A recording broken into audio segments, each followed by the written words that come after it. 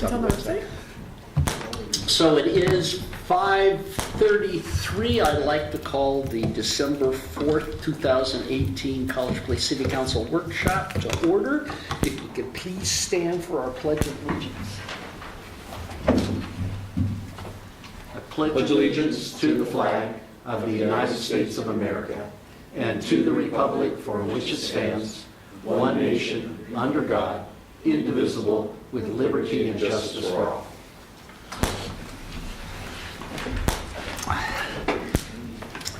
So if we could have a moment of silence to reflect on the solemnity of what we're going to be doing this evening.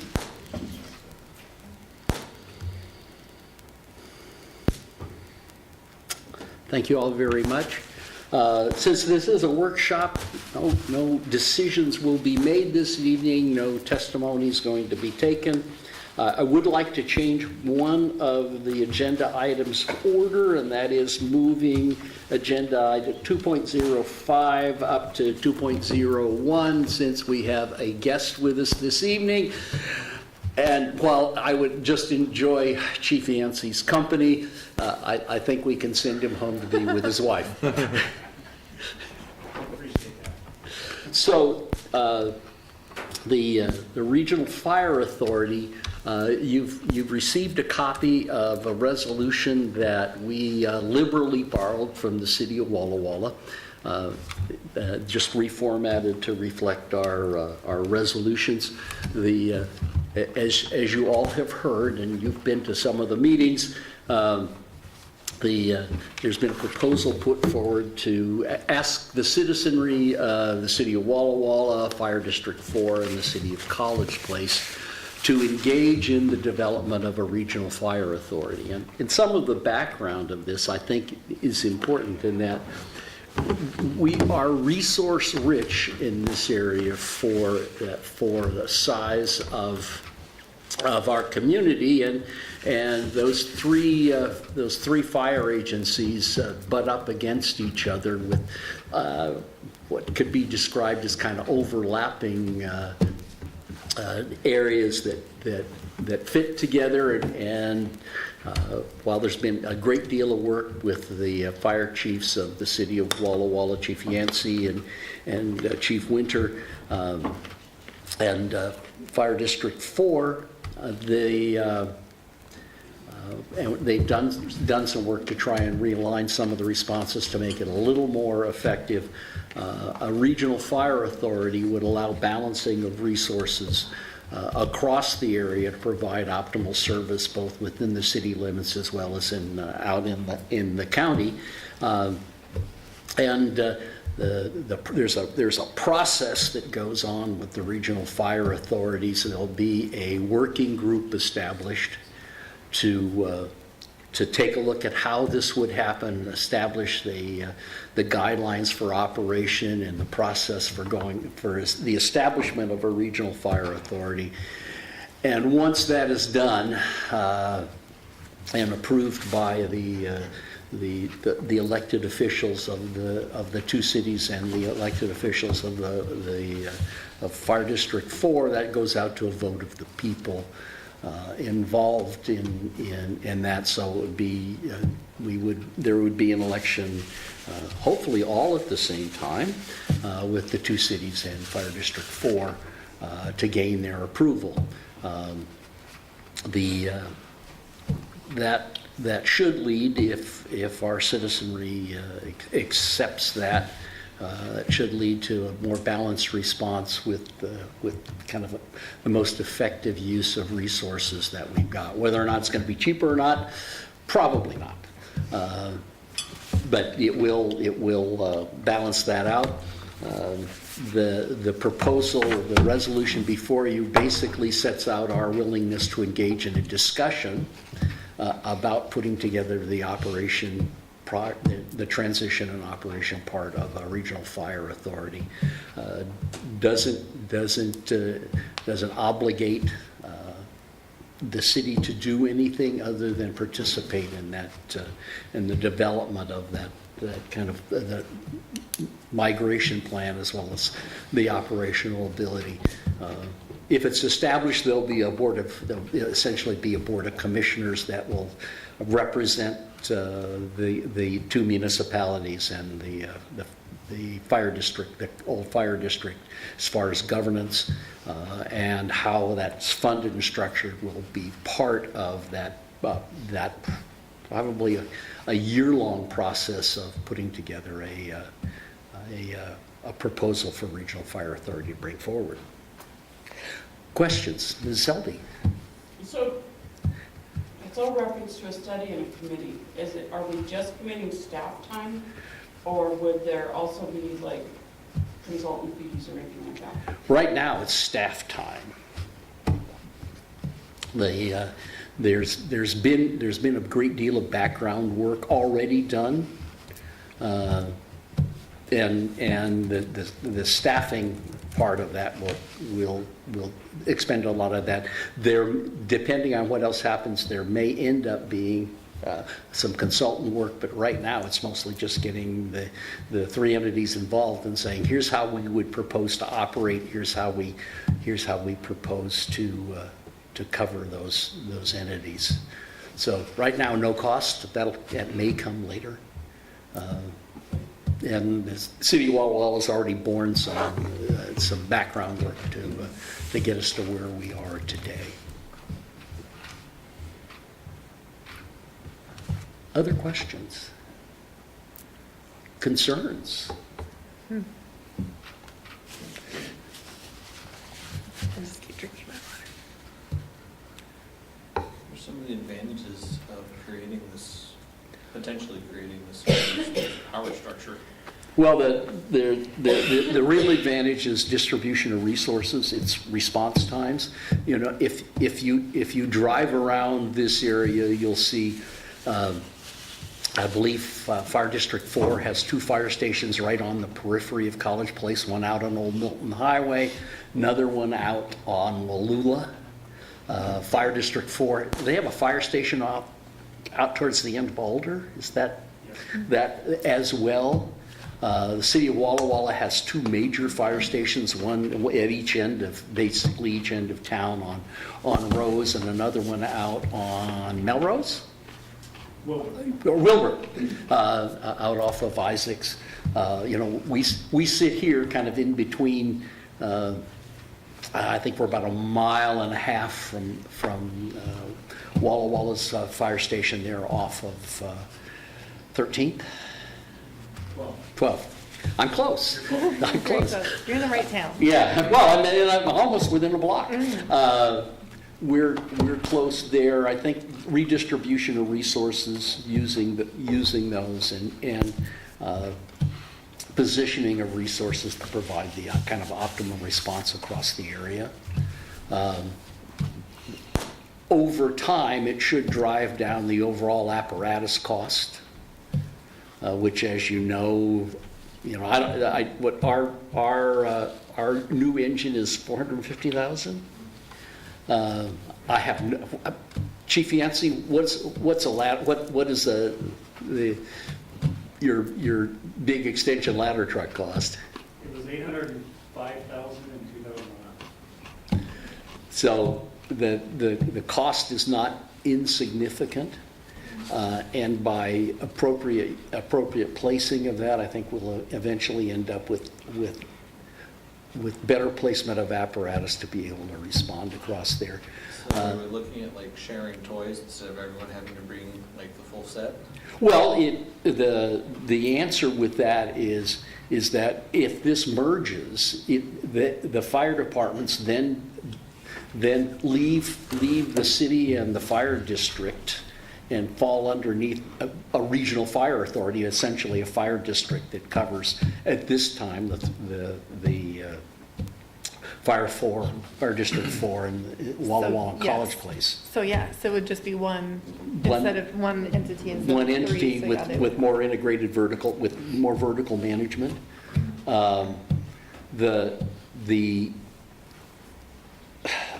What will happen is the funding for fire backs out of our budget and goes to another taxing authority. that does that. So we'll lose some taxing authority as that goes to the district, but that means a reduction in our income, but a reduction in our expenses over time, and that transitions to the citizens of those three districts. Ms. Selby. So how does this fit in with the EMS thing? Because one of the issues has been different approaches. So I'm just curious how this fits together. Well, that the emergency medical services transition is part of this, and that discussion on how that all fits best together, transitions there, more, the basic life support kinds of response remains the same. The need to have two separate entities with advanced life support goes away. There's one entity there, and those folks can be positioned appropriately across the entity however that works out with the negotiations as this goes on. The combination of the EMS levy, should that continue on, well then those monies all get combined into that. Theoretically, that should keep the cost of response down, because there's less need for one ambulance service to have advanced life support available on every ambulance. And there's a variety of approaches to that, but that's going to have to get sorted out in the discussion as this develops.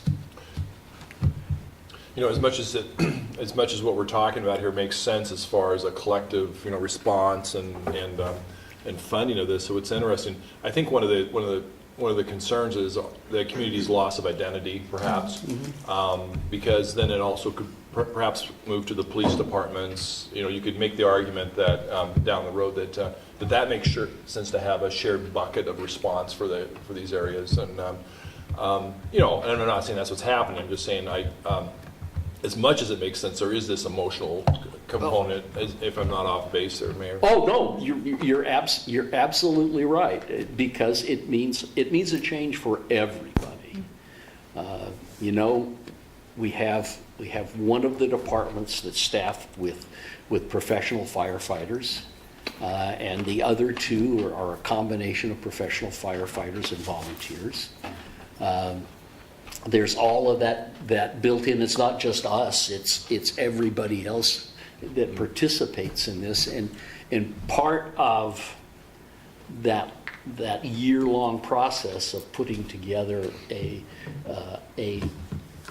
document that says, here's how we're going to do this, here's how it's going to be funded, is building the case, and then the elected officials buying into that process of, here's what we're going to do, and here's what it's going to do for you in the longer term. I mean, my understanding, there were two reasons that College Place incorporated. One of those was street lights, and the other was fire. And I think the overriding piece of this is what makes sense for where response. The mix of response to fire and emergency medical services tends to transition towards more time spent with emergency medical services with fire, because we've been so very good at fire suppression. Yeah.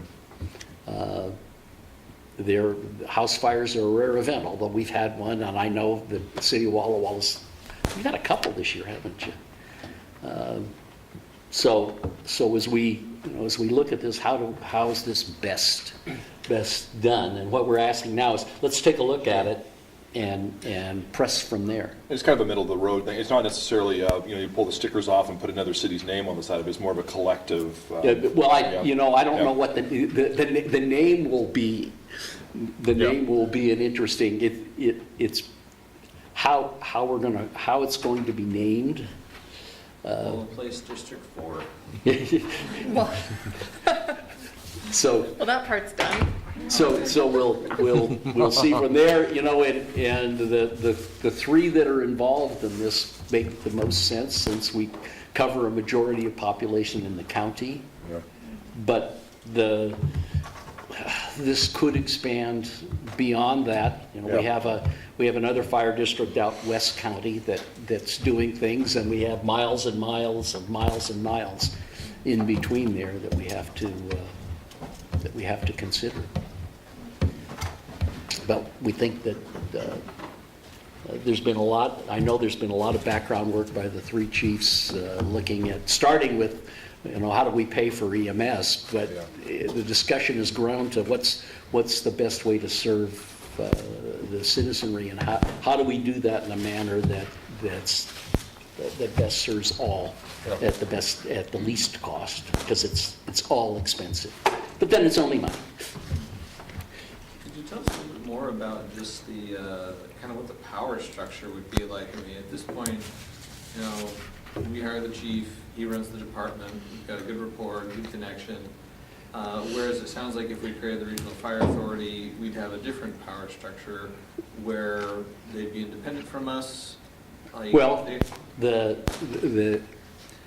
what the governing board looks like, most likely, and again, this hasn't been sorted out, you'll have an elected official or two from each of the current districts, most likely appointed by this council to represent what was College Place Fire.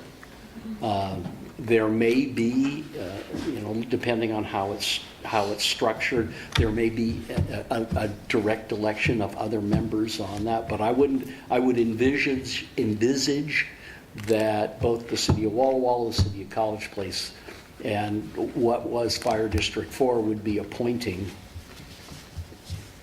the governing body of that, so that the governing body essentially reflects the desires of the current fire departments and represents their citizenry in the delivery of those services. Which is how they do Valley Transit currently. Yeah, Valley Transit is governed the same way.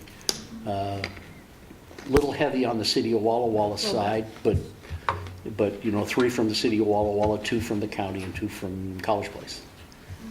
But how that works, what it's going to look like, I can't tell you, other than my belief is that the city councils will be appointing some of the members of the board, and some of that is how the discussions go down. I guess my biggest concern would be just like an imbalance of power. Government is all about deciding what to prioritize and what to kind of let fall by the wayside. And I guess my biggest concern is that some of our needs might fall by the wayside. Well, I don't think so, because again, the governing Well, that's board. what I'm imagining is like the worst case scenario. Yeah, but- the governing board will have there, and remember, their responsibility is to deliver fire and EMS services to all. So it's not like, and I can't envisage a point in time where there would be a stronger representative, a population-based representative board rather than a jurisdictional board. We'll see what happens over time, but that's why that year-long process of study and look at that looks at structure, that looks at governance, that looks at funding. We heard, Harvey and I think he's been to several more meetings than I have, but we attended a meeting out in Fire District 4, or in the district, with a gentleman from Auburn-ish. Yeah. And they have done this regional fire authority, and they've done it successfully, but part of the other or other entities that they combined with were ones that were really struggling. It's like a little bit, it felt a little different than our situation where, I mean, yeah, of course, everybody wants more money, but we're not necessarily in dire straits like they were, but it did, it got rid of some duplication of services and materials. So I'm curious to see what the study would show. Who would be working on it? Just like our fire people? Or Well, like- there will be appointment by the city of those, and I would assume that both Chief Winter and probably Mr. Booth as the union representative for our professional firefighters, as well as Yep. Mr. Rizzatello, who's got the money in hand, and we'll see where all that goes, because none of those decisions have been made, but it's both the functional expertise as well as how do we pay for it all that comes down, and how do we transition, and how does the ownership of our current apparatus that we're still paying for, how does all that work? Is there a fiscal transit? Is there a fiscal translation? Does it come down? None of that will be decided until we go through the process of looking at how does it all work. Ms. Elby. Well, it occurs to me that if I understood the EMS discussion correctly, a lot of the sticking points were actually different policies between the different agencies. And so I think besides just looking at structure and funding, I think we also need to look at what are the policies and where are they different and how attached are we to those policies? Well, Because that's the purpose of this process, is to say, how are we going to do this? What's going to happen? And like I said, I just think that, we talked about structure, we talked about funding, but I want to make sure that one of the things that they're specifically tasked with is looking at policies. has to be done in order to make it work.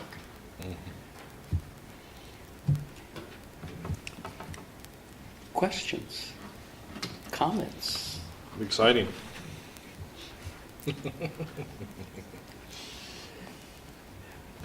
Do you see any difficulty with passing a resolution supporting the study? I don't see a difficulty No. in passing a resolution, No. endorsing the study. I'm open to it. I'm interested in what it could find and kind of what benefits and drawbacks there may be. Thank you all. Any further discussion? Not at this juncture. Not at this juncture. More, as often is the case, more to follow. And for our portion of the study, we have money in the budget, so it's not like, how we go find it. How much? About 10,000. I based that off of the temps I went through in Colfax, because we looked at doing RFA as well. And that's just for employee time? Or what would that include? No, a consultant, because there's like consultants in RCW. Well, now we're getting Like differing the information. agreement. No. Yeah. Well, Paper and ink.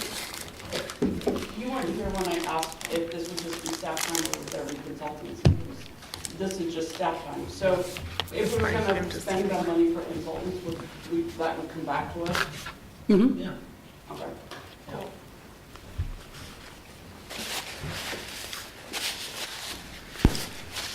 Kind of wonder about what growing pains other areas that have done something similar have been, how pleased they are with it, their satisfaction, just how it's been.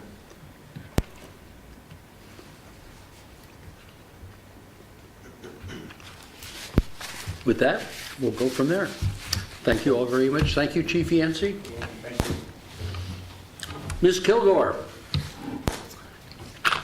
did you want to go through your size of the meeting and just have me jump into it? Just like, I ran through that and I'll prepare word. Strategic. Little Jimi Hendrix? Yeah. Anybody? No? Anybody? Hayes? Crowd's too young. Yeah, I know Jim Kendrick. Oh, all right, okay. Okay. All right, so I'm just gonna kind of breeze through these slides in less detail than we went over the other night, unless you guys want me to stop and give more detail. But I will kind of add my own little comments onto some of the slides since I wasn't able to present the other night due to lack of having a voice. But just before we get started, I wanted to thank Councilman Peterson for bringing up the rainy day fund topic, because I did go back and look at our financial policies after the meeting last week, and they do say that once we've met the suggested operating reserves, that we establish a separate fund for a rainy day fund. I had not incorporated that into the budget, so that is a new addition to this version of the budget. That is probably the biggest thing that's changed. Then there's a few other smaller things, but I'll let you know what those are when we come to them. Okay. So, total budget, the amounts really haven't changed too much. They've gone up a little bit because of some interfund transfers between like current expense and the current expense reserve fund. I think we increased the transfer to the building facilities reserve fund as well. So those are reflected in the increase in the revenues and expenditures. But really there isn't hardly any additional money exiting the city. It's just between funds. So revenues, we looked at this the other night. Operating revenues are about a third. Non-operating revenues are about 2/3, and non-operating is fairly large because it includes interfund transfers, which are quite sizable, as well as debt proceeds. So when we take out a loan, the loan proceeds would be reflected in this green part, and we do have some debt next year with the water projects. Capital, operating, and non-operating expenditures are, not quite even, but it's a pretty good split. I mean, operating expenditures are definitely, right there, right at a third of our budget. Capital is the biggest, and non-operating, that's going to contain, again, interfund transfers and debt. Okay, we talked about FTEs the other night. We had 51.25 requested. We're budgeting 44.25 at this point. New positions are Special Enforcement Officer, who has already been hired and has started work already. Deputy Clerk Finance Director, that one is, we're hoping to promote from within, but we'll see how that goes. Engineering Tech, that one I believe we've given an offer to, yeah? Did he accept? Yeah, December 17th he starts. Do we just know? Another Robert, so there's two Roberts, an engineer, and Do we get to know who it is? Robert is from City of West. Well, he worked at City of West originally, he lives out here and has been Two commuting. Roberts What's his engineers. name? Last Can't handle name, that. I know, both of them. Does he have a nickname? No, we're gonna have to establish that. But very heavy GIS and engineering background, he's at EIT, so good hire. Well, that's fine. If you have an engineering question, you just ask Robert. yeah. Yeah. No big deal. The last position is the stormwater utility worker, and that one I believe Paul is planning on hiring partway through the year. In the spring. You guys are gonna have to excuse me. I'm gonna have some coughing going on. I'm sorry. You're good. While you're, Smoking. I know it isn't a new position, but what's the plan with the detective position? Do you have anybody Yeah, hired? so with the detective position, that's internal promotion that we're working on. And there's 3 of our officers who are applying for that. Oh, wow. And a third-party agency is doing the criteria, so that way there's no bias. That's So, great. Yeah. Yeah. City of Walla Walla and the Sheriff's Office are going to make a recommendation on whether we hire one of those or go out for an external. And so then we'll have an opening for a police officer? Yes. For what? Another Police officer if we're hiring from within? Another police officer. Oh, Cool. Okay. Current expense fund, so at the meeting the other night, I had an incorrect figure here, and I apologize for that. I went back and looked at my work papers and I saw exactly where I grabbed it from, and I don't know why I did not. Anyway, it was just a mistake, but this is the corrected figure. So what you're seeing here is that we have a surplus of about 500,000 on the recurring side of things. So that means that what we're bringing in year after year is exceeding what's being spent year after year by about 500,000 in next year's budget. We are spending down fund balance and current expense a little bit, but it's due to funding other capital or other projects in other funds, which we'll get into here in a minute. This is just a overview of the distribution of the expense by classification, or revenues, I'm sorry, distribution of revenues by class. And the same thing for expenditures by department. Notable items, really these are a few new income streams: the marketplace fairness, business license revenue, water and wastewater utility taxes. Those have just crept up incrementally as a reflection of the price increases on the utilities themselves. 260,000 in building permit revenue is quite an increase from this year, and that is due to the development that we reasonably foresee happening next year. We think John actually spent several hours doing this for me and making sure that we aren't being overly optimistic. So we do really expect that number next year. We also should see fairly substantial increases in investment interest due to our transferring of some of our LGIP funds into federally backed securities through TVI. And then grants. As far as expenditures go, we have 10,000 in here for special election costs. That's one thing that we probably should talk about tonight. That's for if you guys decide you want to support putting the library issue on the ballot next year, right? I wanted to mention this too, this Questica budgeting software. There's about 6,000 in the current expense fund towards that. The total cost of that software is 12,000 a year, but it provides a ton of efficiency, a ton of reporting capabilities. They're giving us a year of open book for free, which is a really cool internet interface with the community where they can go in and basically dive deep into our finances through charts and graphs and just like drill down.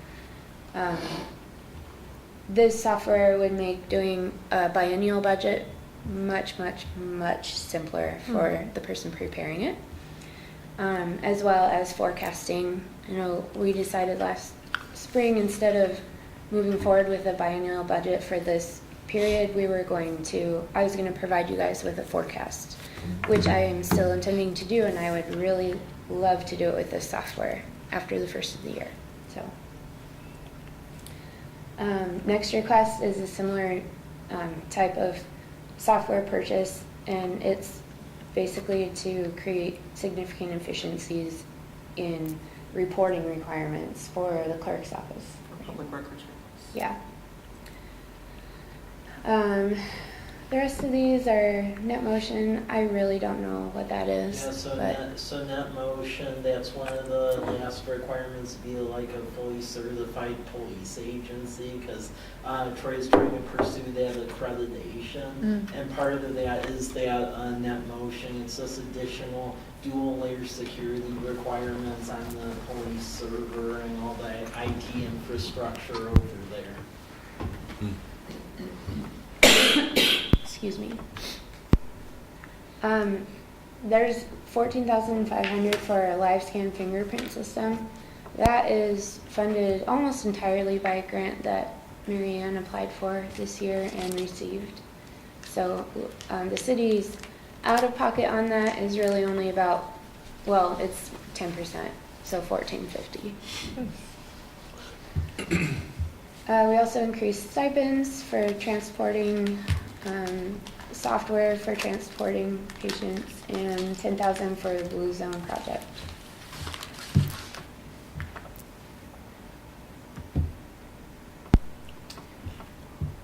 These are mostly in John's department here. These are all projects that he'll be working on next year. I could go a little bit into that, Sarah. Development regulations, that's basically just implementation of what was adopted in the comprehensive plan. As part of that, there is a look at accessory dwelling units, cottage housing, things like that to enable affordable housing. So that's a drill down at adding that to the code. Exclusive agriculture zoning designation, that's because medium and short term we're going to run into an issue as the city grows, because per the Growth Management Act, they really don't allow development in what's declared like agriculture exclusive special zoning lands. And with what we're wanting to do in the urban growth area along Pepper's Bridge, that's permissible. But in the future, let's say in 8 years, if all of our dreams come true, all that gets developed and we're at Old Milton Highway and we want to cross going southbound, that's that sensitive ag land. And both us and Wawa are boxed in. It's basically a bright yellow line, and it's having dialogue with the county to try to figure out how to overcome that. Mr. Peterson? You bring that up, and I just, before I forget, that trunk line, the $6 million approximate amount, what's the status? I think I've been told several times, I probably forgot. The status of funding that, which is so imperative to what is going on over there, what are the thoughts on that right now? So thoughts on that right now is staff is putting in for 2.09 grant applications by both the county and the port. Within the budget right now, we do have a placeholder for about a $2.5 million bond issue, which would basically be covered by connection charges and so forth. However, there are private discussions about alternative means of financing that, which would greatly lighten the load on our side. Okay. And that's all I can say. I understand. Okay. But I will know for sure though by Christmas. Okay. Because they're Just in time. So, Thanks, Mike. yeah. Also, you'll see the micro business program, and then we're partnering with United Way. Yep. Again for the youth programming. Yep, and they'll cover YWCA having Fun Factory out here again, a small stipend for low-income scholarships through Valley camps, and then there'll be a request for proposals as far as who does the ultimate camp this upcoming year, as opposed to 1 month. It'll actually be for the whole summer, because that was the feedback we received, that there were gaps that were hard to overcome. So from what I'm hearing, YMCA, City of Walla, and Campfire are going to bid on this, so we'll see who That's is nice. the victor on that. Good. Okay, and then we have a couple of donations in our budget again this year. One is the third of 4 promised donations to the City of Walla Walla swimming pool. The other, I put this Gold Star Memorial in the first rendition of the budget. I guess that's one thing I would look for direction from you all on, if you want me to leave that in, or you're feeling more like you don't want it in there, or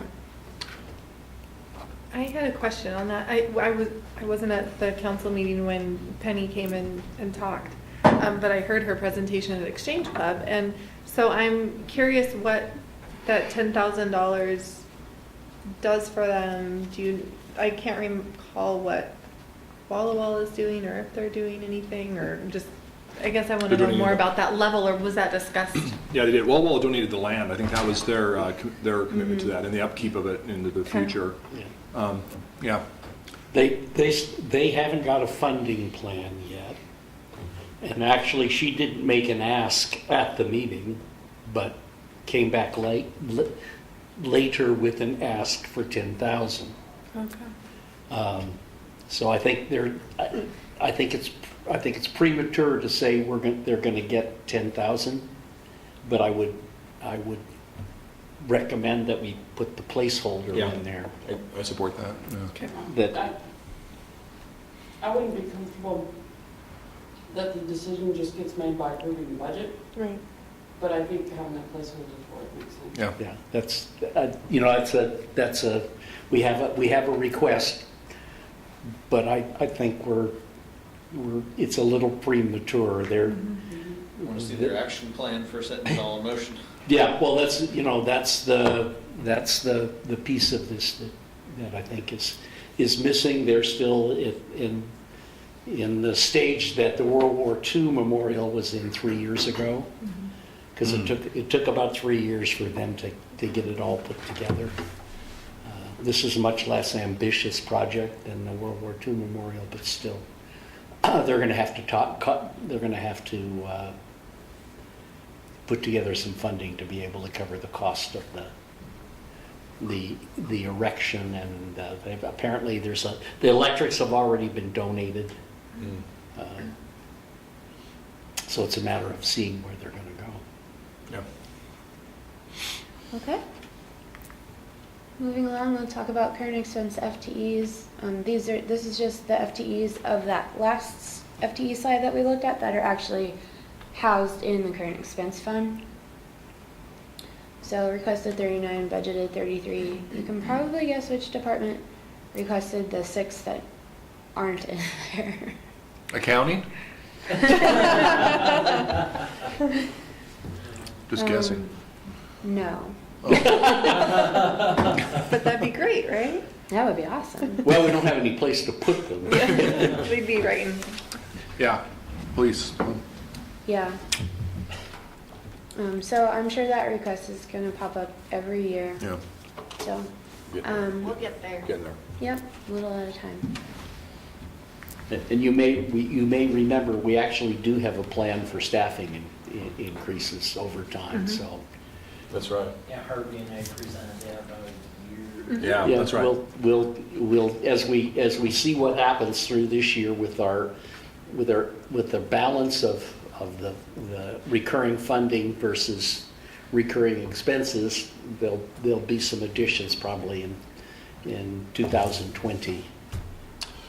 Anecdotally, the presence of the police is just so much more in the City of College Place. I mean, and I don't know if it's because of our discussions here that are driving my thinking process, but it just seemed to, many times I'll see 2 vehicles at a time, or I'll see some stopped and doing speed checks or whatnot. It just seems like it's more, it does appear more robust. Yeah. That's been my experience as well. Yeah. Definitely my neighborhood, because when I first moved in there, barely saw Yeah. them, and now there's Yeah. patrols. Okay. So interfund transfers. This first one is the new addition that I put in this version of the budget.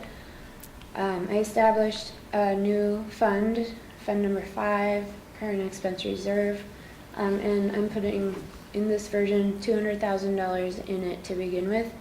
Our financial policy suggests that we try to build it up to 10% of revenues. So 10% of our recurring revenues would be around $660,000 this year. So this is roughly a third of that, just to kind of get started. The large transfer to street fund for operations, that's a normal amount. Technology reserve fund, that's for computer stuff. Facilities facility maintenance reserve fund, this number in the previous version you saw was 200,000, but that left a very small ending fund balance in that fund. So Mike and I discussed it and decided that we thought we should add another 100,000 to transfer in there to keep that fund balance at least at a somewhat safe level in case we have other things that we need to do that are unexpected during the year or whatnot. This remained the same, and this transfer to stormwater for seed money for the utility remained the same. These are just the transfers out of current expense for debt service. None of those are new. Equipment replacement program. These are just the annual contributions by each department for the equipment that they basically quote unquote own and that the ER&R department works on for them. And this is for replacement of those vehicles and equipment. And so the total contribution from CE is $332,000. Okay, this is just talking again about that reserve fund. I'm not, I guess not 660, 630. Technology reserve. This is just basically the only new information on here we haven't already discussed is the ending balance of just shy of 300,000. Employee benefit reserve fund. The liability at the end of 2017 on our financials is 258,000. How does that compare to last year? I think it was slightly lower. Last year? Mm-hmm. Or this number was slightly lower than the 2016 number.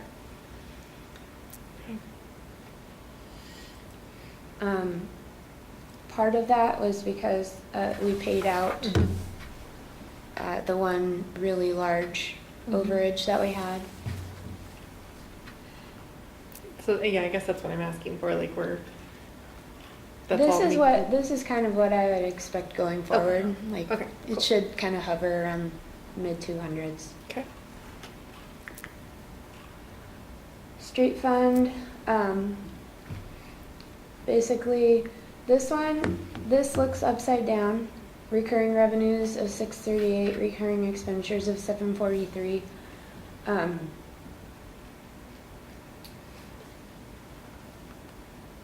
Because this fund relies fully on transfers from CE, and I think it had some fund balance in it that I'm spending down this year.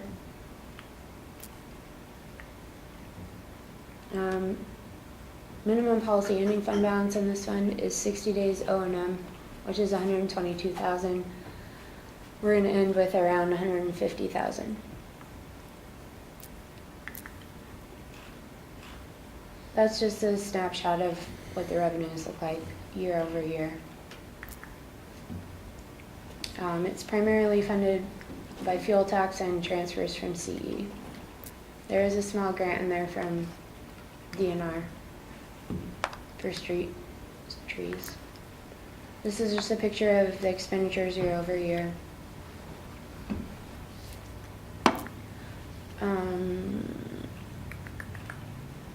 This fund this year has a sizable transfer to the equipment replacement reserve fund. I think that was to get caught up, and this is the last year that this fund will have a large liability like that. And the engineering technician, basically their home fund or department is the street, so that's why we have a budget of 5 FTEs, which is one more than last year. It's that technician position. Even though they are also allocated to current expense and utilities, this is kind of their home fund. These are really just minuscule amounts of money that we get from the state each year and that we spend on specific programs. our SRO is funded partially out of Fund 120.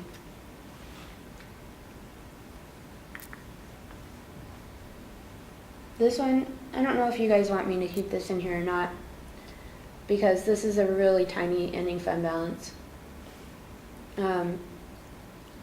But we kind of every year have sort of put like a couple $1,000s towards equipment in this fund.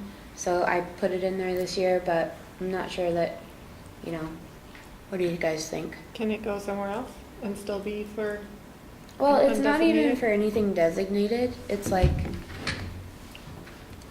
just, oh, here's a couple thousand. If we can think of something we need to buy, we can, if it fits this program, we can. Well, is there a requirement that we have a special fund for forfeited proceeds? Yes. It Well, must then- be kept segregated. So Then it I has guess to so. stay in this fund. Yeah. So then, yeah, we'll keep it. Yeah. Yeah. So do you want me to take this expenditure out though? Because right now we're budgeting to spend. Oh, I see what you're saying. So we can have the revenue or whatever. Yeah, the go there. revenue can still come in, but we would just leave, we just wouldn't have any activity in, as far as expenditures in this fund. But there I'm could not be. really comfortable with this ending balance myself. Yeah, well, it doesn't make, I mean, it doesn't, right? If the money's coming in, then hopefully they're using it for something. So you'd want to encourage that, like, and that would still exist even if you took that away. They wouldn't be using it in 2019 just because they drained it this year. That's why there's such a small amount left over. So that ending fund balance is right now? No, this would be next year's ending fund balance. But the revenue for this fund is only like, I don't know, did I show it over here? $1,600. So they basically drained this fund in 2018, and they're only getting $1,600 next year in revenue, but we've budgeted to spend $2,500, so that leaves a tiny ending fund balance. So why can't we budget 1,600? Just budget We 1,600. can. Yeah. It's That might just make that more it's sense. Yeah. undesignated, there's Just- no set use for it or anything. Yes. Well, I think that's okay, because then I think if you make the expense match the revenue, then I guess they have $900 extra should something come up, but, Okay, right? Can we do that? yeah. Okay, that makes sense to me. Well, but- it's money in, money out. Yeah, Yep. I think Okay. it just makes, it's more prudent to show the expense match the revenue. Okay. Hotel Although I motel, tend to agree that I like the idea of having, for a year, having the expense a little less than the revenue, so that we have a little bit bigger fund balance. So if the next year, before money's come in, we're like, oh, we really could use this, there would be a little bit higher fund balance in there. That's fine. Well, It's yeah, pretty- I mean. pretty they're minor gonna- dollars, so. Yeah, I think Yeah. they're gonna use it. Hopefully, they seem to need things. okay. Oops, sorry. Hotel and motel tax fund. We're estimating about $8,000 to come in. This is just gonna pay for, a few of our community events and advertising for those, and advertising for tourism. This is just a snapshot of our debt funds for our GO debt. Like I said before, none of these are new or have changed. These are pretty standard, same as 2018. I was just talking about our debt policies. Okay, Fund 301, this is the Street Capital Contribution Fund.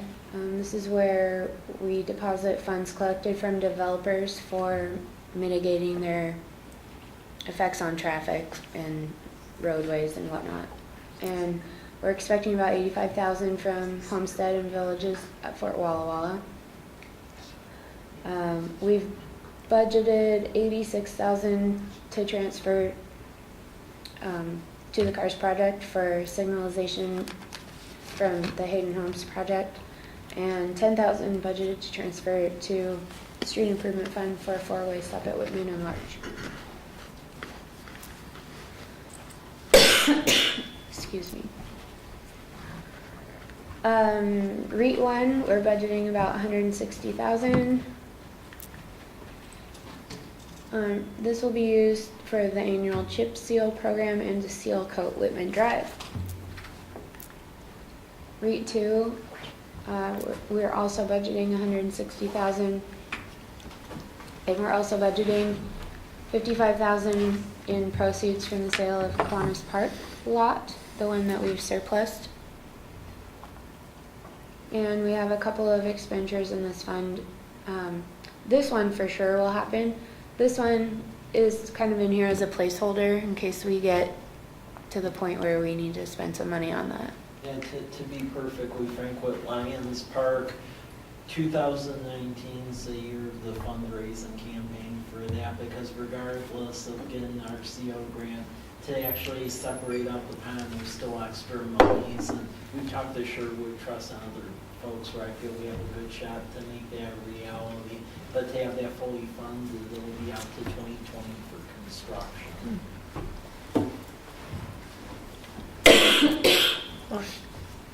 Yes. Okay. Street Improvement Fund. Oh. So this is the fund that the C Street project will be paid for out of. And also the Lamperty grind and overlay. Both of those were funded by TIB for the most part. We took these two projects, the Northeast Cedar and the 4 bikes, out of the budget for now because we won't know until March if we are getting grant money for those or not. So, plus, these are, if we can get through these two next year, that's going to be pretty a pat on the back. So, other projects, the 4-way stop at Whitman and Larch. And this fund does require a $100,000 transfer from CE in 2019 in order to pay for those projects to maintain a very small positive ending fund balance. This fund, the Facility Maintenance Reserve Fund, does have quite a bit of activity in it next year on our facilities. We are transferring $300,000 from current expense for those projects. There's basically,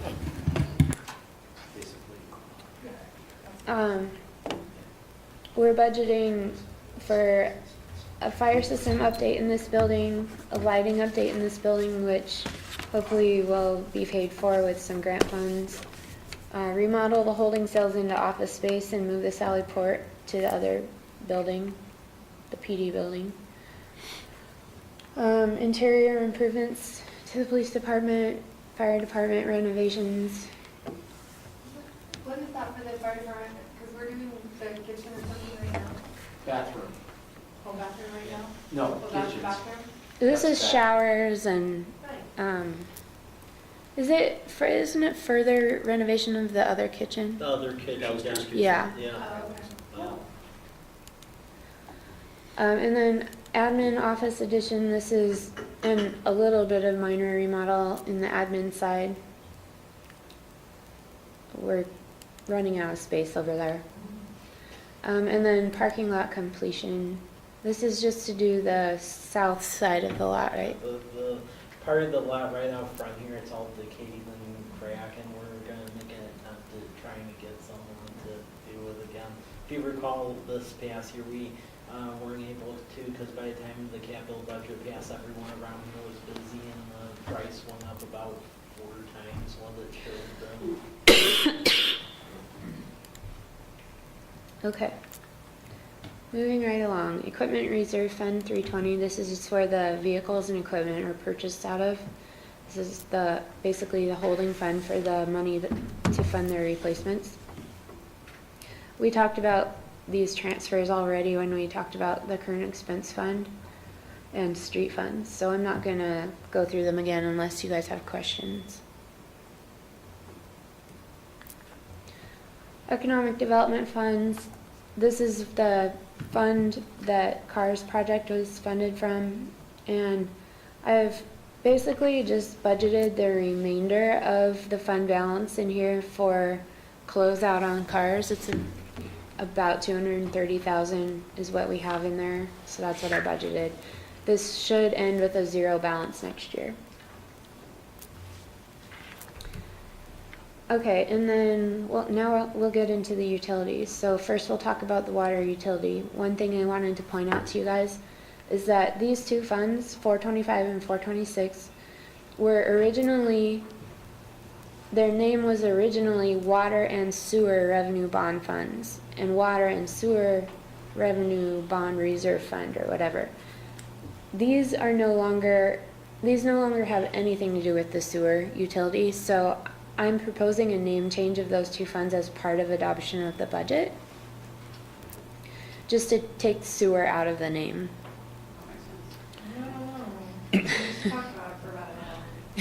Is that at our, is that at our discretion?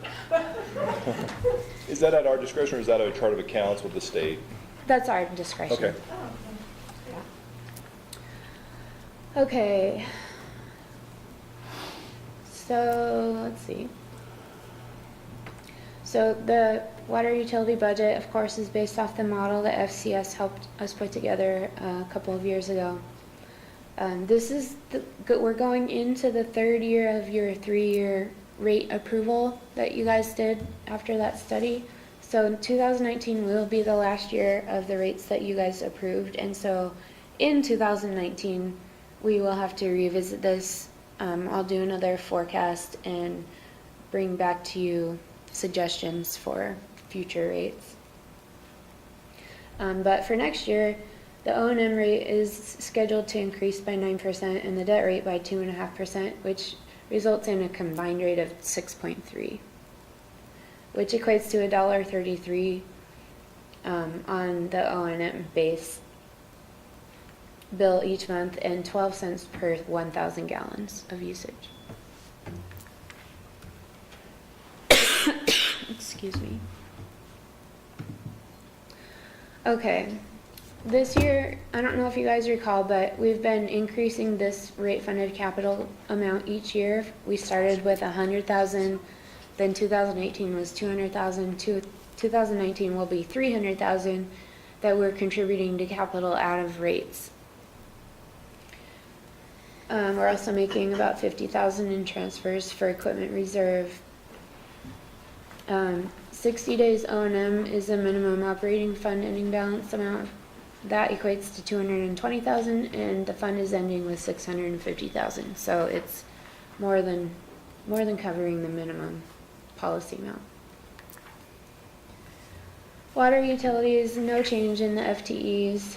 And this is just a note saying we segregated capital to its own fund. This is just analysis of the recurring expenses versus recurring revenues, and you can see there's a net positive of about 35,000. Just a pictorial graph of the different kinds of revenues that have been coming in. You can see this top part here, the yellow is connection fees, and it's sizably larger than the previous years. And again, that's due to the development that we anticipate. Mainly with the multifamily structures going up next year. Yeah, villages at Fort Wallace, the Sermon development, and it's that taking account of Kieran and Christian. And expenditures. This is looking higher. This number we're expecting to end at about 1.6. So this does look a little bit higher, but it's actually not really that much higher. It does include the 300,000 in transfers, which is 100,000 more than this year. Capital projects for the water utility. In Fund 410, we have well number 2. We have the solar array for well number 2, which is mainly grant funded. We have the radio read meter system in there right now, and this number came down. We originally thought it would be about 1.5 million. We got a much better estimate now. This last week, I believe, that was about just under 1.2 million. C Street water infrastructure, water rights payment, and the Public Works Water Office building HVAC system. And then in Fund 431, we've segregated the well number 1 and loop line project for tracking purposes. How much more do we have on the water rights? Is it that for several more years? Yeah, I think we have 3 more payments after this one. I'm sorry, guys, I need some water.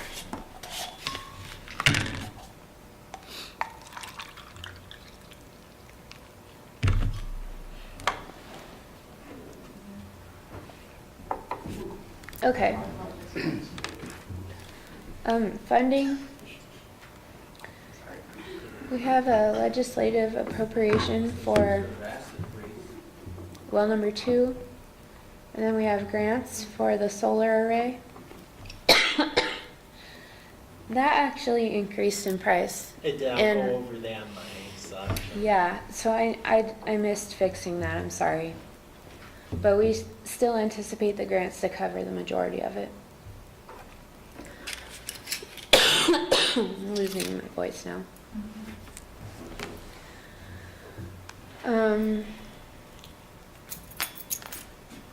We talked about the transfer from the operating fund, and then we have the revenue bond money that was issued in 2017 that we've drawn out, sitting in a fund right now. For well number 1 in the loop line, we have a legislative appropriation, and we have 4.2 million in DOH loans. I don't know if I'm going to be able to finish my. Okay. Take 5.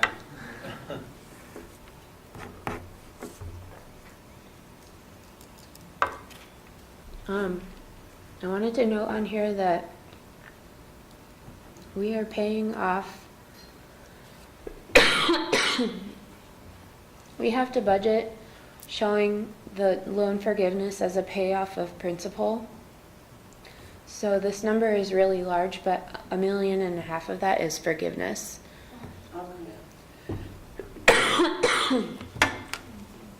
And then on the revenue bonds, we're planning on paying back next year. Of the 4.5 million, we're planning on paying back almost 2.8. And that's changing out those water meters, which we have to anyway, because a bunch of them are old and not working, so, yeah. Wastewater, 5% increase in the operating base rate and no increase, actually a decrease in the debt service. So together, it's a 3.41% increase. I'm sorry, I have a question on water. So you said, it's already been 3 years since we did that rate analysis, so you'll go through that same practice next year? I'll just continue on with the model. I redo the model every year, I update it and keep it going. I have a pretty good idea of what we need to do going forward already. Perfect, so we don't have to go through that same process as fun as that was. Okay. Oh, no, we're going to do it just for you. Will we also discuss renaming fund names? Yeah. Okay. All right, guys, settle down. Okay, really, on this slide, all I want to point out is that we're meeting our 60 days O&M minimum operating fund balance of 331. We're more than meeting it, we're at about 1.2 in the operating fund for the wastewater utility. And we've got a net positive of about 240,000 in the recurring revenues and expenses. Mike will talk more about this. Yeah. I'm just going to flip through these graphs. That one I do want to point out, again, the connection fees right here.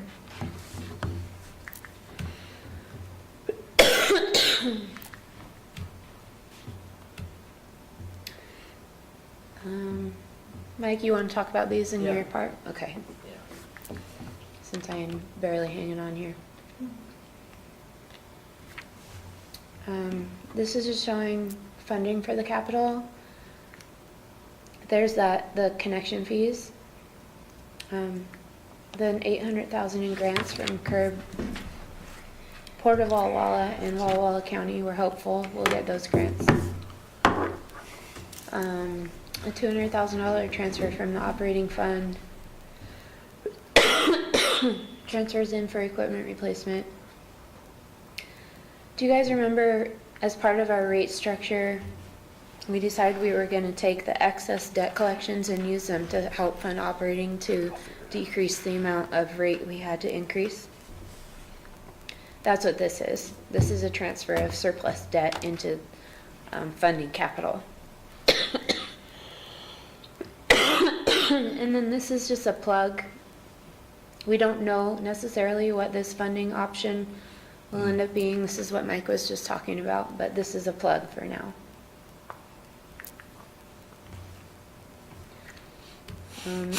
That's the total debt service for 2019 for wastewater. Stormwater, these are the two new funds that are being created.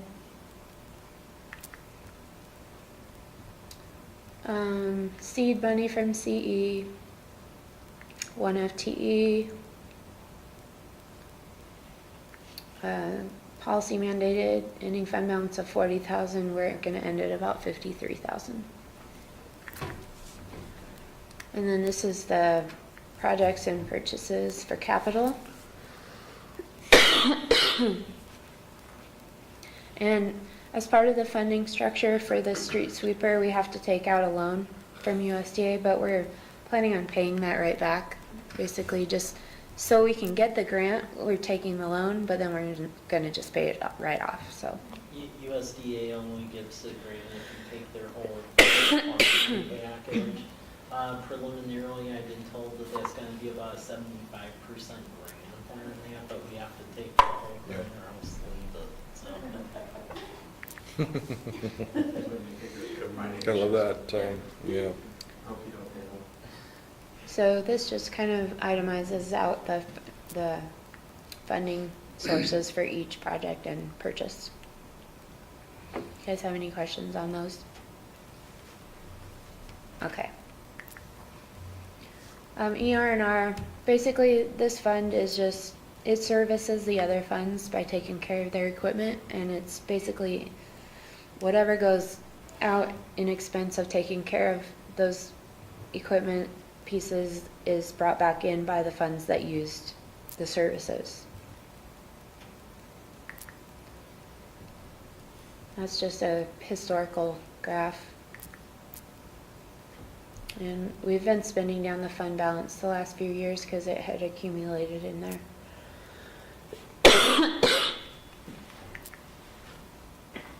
Flex spending is, again, it's just a fiduciary fund with ins and outs that generally come pretty close to matching each other. And that's a quick recap. Total spend down of 2.7 million, but most of that is because of capital projects and like loan proceeds that we've already taken that we're holding, waiting to spend, that kind of thing. And that's what I have. So, was at the last workshop, I'm losing track, there were about 3 or 4 funds that we had questions about the balances, and those were handled, we don't have to go into the detail if at this time, but there were like three fund balances that had items that had to be absorbed. And so what do you, I mean, this is working, and so what was the process for that, I guess? I just basically transferred money from current expense to fill those holes. And that's part of the reduction in Yep. fund okay, that's Yep. fine. No, I was just curious. We discussed that topic at the last workshop. It was in Fund 311, the street improvement fund Yeah. that's doing the C Street project and Lamperti overlay, and then The bond. facilities Oh, improvement fund with all the projects we have scheduled Yeah. for next year. yeah. Yeah, I mean, a big reason for that is because next year's a very capital intensive Sure. year. No, And I was just curious. Yeah, I can't remember what the third one was. There was a bond payment timing, Oh, okay. I believe. Yeah, no, it's fine. Yeah, Thank I'm you. sorry. No, I don't that's good. remember for Thank sure, you. but- You guys have any other questions for me?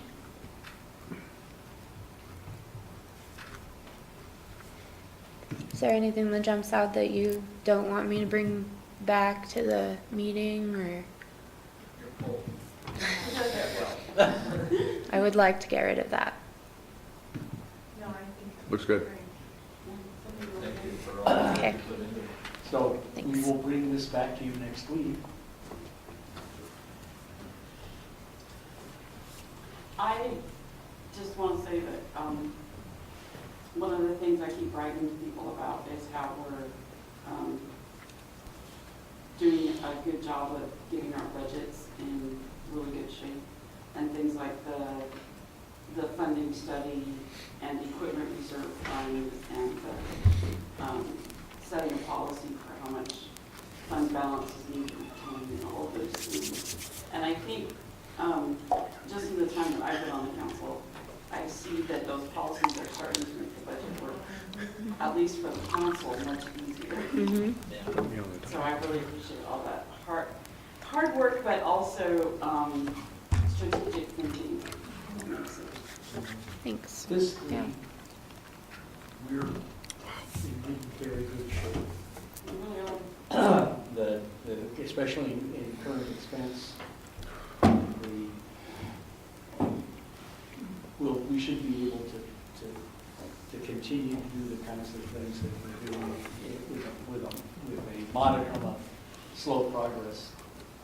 I really like our long-term planning. Thinking kind of approach that we take. Well, your support has allowed this to happen. And that, we, as, well, we'll press ahead. Thank you all very much. We'll be bringing this back to you next week for your final approval as we go on. So, next on the list is Mr. Hartwig with meter reading. Oh, wow. You wish you'd go first. No kidding.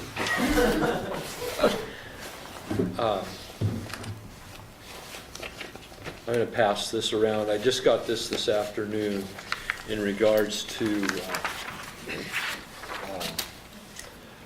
making meter reading information available to the public or the ratepayers. This has that price and cost in regards to doing that. The history on this goes back a long ways, probably 30 years. I started a program years ago to where we did not manually read meters and started that, and have been increasing. I mean, all new meters now that are purchased are basically where we do not manually read them. They are electronically read, with the hope that we would go to radio read in the future. But we are not even 50% to the non-manual read to this time. And if we try to keep going like this, we'll never get to an automated meter reading system. So this, and I don't know if you can read, because I on my cover sheet that I created, it was too small to read because I'm trying to read it here. But this would be great if we could go to an automated meter reading system. Several of the advantages that you would have: one, misreads go away. They're done by radio transmission, and they're accurate. The accuracy is just amazing on that. So we spend probably another half a day after meter reading, or a full day, going around either the utility billing clerk goes through each reading and a review and sees if there's anything out of line that she thinks is out of line. Then she makes a list, we take that list, we go out and manually read every one of them to see if those readings are correct or not. You've got probably a full day in addition to the regular meter reading to do that. With this, it goes away, it's gone. The advantage of the meter reading system, and you can read it on that one, that's great. The advantage to this is meter readings are activated by the front office. They don't call my people to do anything. It's just done. When they want the meters read, they just push the button and the readings are read. On my part, the time spent in meter reading is just drastically cut. Right now, I don't have enough manpower to do the work that needs to get done. Anything that we can do to free up time on my people is an advantage to getting other things done. This one, we'd probably have 85% of an employee's time that could be dedicated to other work if we could go to an AMI system. It doesn't take away all the work. The reason I say that is because if you don't go out, you're going to run into problems in the future with shrubs growing over all the meters, and so I'm thinking once a quarter, I'll have my guy going around just driving the route and seeing if there's anything encroaching or looking like it may cause a problem.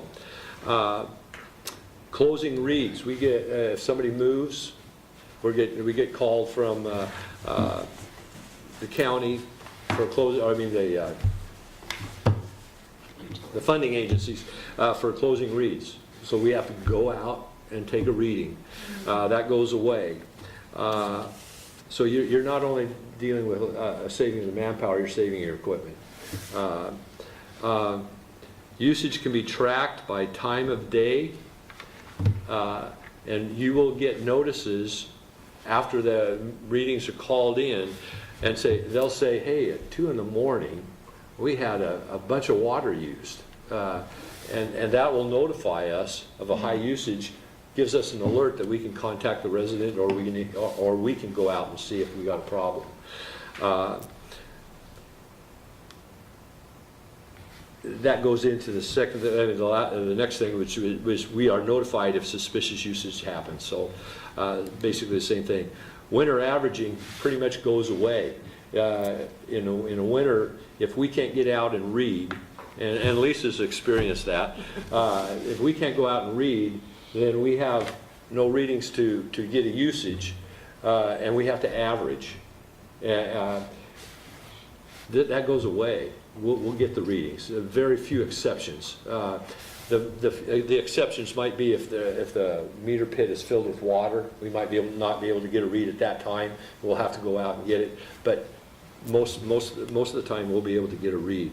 And then if the portal option would be selected in this, that gives the customer opportunity to access their account and see what the water uses, because they can call it up at any time, day or night, any day of the month, and look at their usage and see a history report that would indicate where there might be a leak. And so There's been a total interruption. I guess so. So, Sorry. Oh, you can't do this. Yeah. I have a question on that. Are there a lot of people that call all the time to ask for when water reviews? I can't answer that because I Yes. don't deal with that. Like a So, lot. Yes. The portal would be really helpful, do you think? Very. I'm sorry, no, the answer, I don't work in the just front having- office, so. Just having the utility clerk alone being able to look at it would be tremendously helpful. Because people call in, The homeowners or whatever, but just. the homeowners would be great. It would save the utility clerk time. But now, as it is, the utility clerk will get the question, then she's got to call one of Paul's guys to go take a look at it. Where this would definitely eliminate Paul's guy and potentially eliminate the utility clerk having to deal with the Yeah, questions. I anticipate, and this is just maybe my naivety, is that I doubt a lot of people in the community will use the portal. Right. Because they're not into that yet, but the younger generation is. So you'll get, I would never look at it. I'd call up and ask, hey, I just don't deal with that. So, but the idea of just having the availability for the utility clerk to look that up right away and tell them, oh, in your last 5 days at 2 in the morning, this has been going on. Answers a lot of questions right there. I get it. It's huge. And I know it's a large investment, but the savings, the hassle, the questioning really gets reduced significantly, I think. So The 1.5. estimated cost is 1.2 million. I'm just rounding it out to those. That was my latest meter count. So it won't be exact on the meter count because we'll be putting in new meters by the time we end up doing this. So, but it's very close. It's very close. We just want to we've got a tight system. We're recording almost all the water we're using. We have. I just was going through my report, and we have less than 4% water loss. So that means everything that we're producing is almost getting counted. That's impressive. That we do not have dead meters. We do not have and most of that unaccounted for water I can probably account for because when we flush fire hydrants and all that stuff, it's not measured, but it is used. So it's not that we don't have tight meters. We do have tight meters, but it needs to be to go to this system. You have to replace the meters. What was the funding for the 1.2? Was that, I think we talked about this earlier, but that was is that going to be a fee that's passed through, or is that But basically, within It's our a bond. within our financing schematic, the rate increase can accommodate that. We have the bond issue we took out during that whole capital budget impasse, and luckily, because of our success with the appropriations and grants, even with this, we're going to be able to refund a bunch of that. So we're sitting pretty good to do this. Sarah, do you have anything to add? We are going to be fine as far as being able to handle the debt service on it. on the 1.2? Uh-huh. Well, it's really the debt service on Right. the 4.5, Yeah, but included. we'll pay it off in 10 years instead of 20 because we're paying a large amount of it back next year. But I also figured out if we were to pay the 1.2 back instead of use it to buy the meters, the difference per household per month would be $2.27. Okay. I think- So it's yeah. like a little over $27 a year for Okay. us to implement the radio read meter system. Yeah, I think we For mentioned that each. earlier. Yeah, so that's, so part of the whole revenue bond structure going forward, we just talked about the rates, re-looking at them in a year or whatever, or 2 years.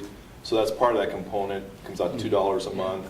It's not a significant amount anyway, perhaps, yeah, okay. If I could say a couple of things also. Ferguson, who represents Census, which is these meters, is on state bid. I've got the documentation on that. So that should take care of having to go out for a bid process.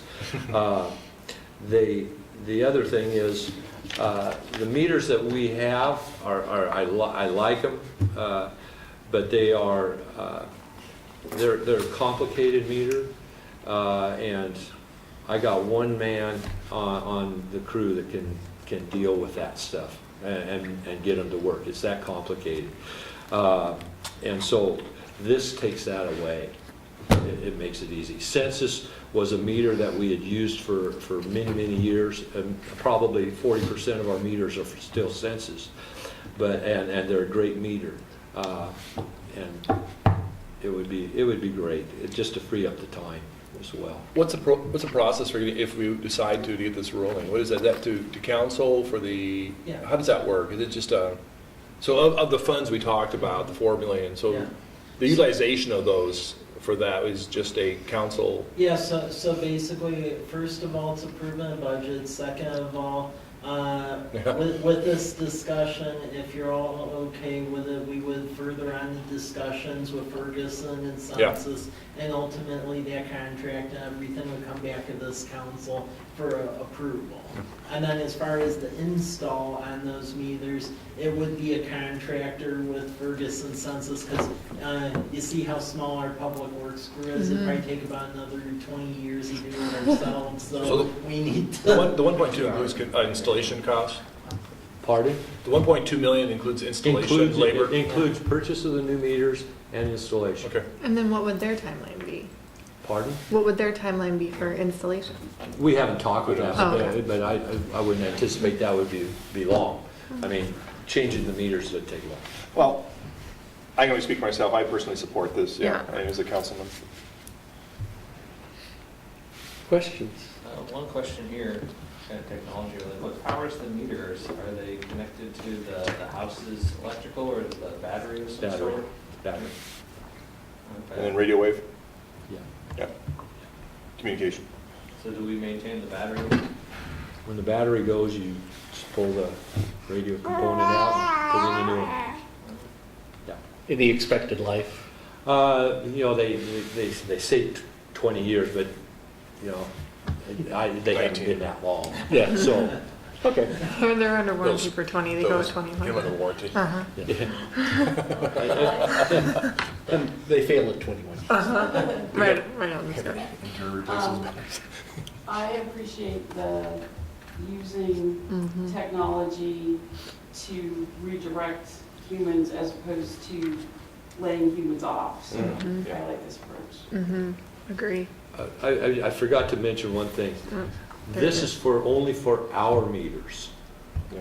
So a decision will have to be made, because we read District 14's meters that are customers on our sewer, and Green Tank's meters that are customers on our sewer.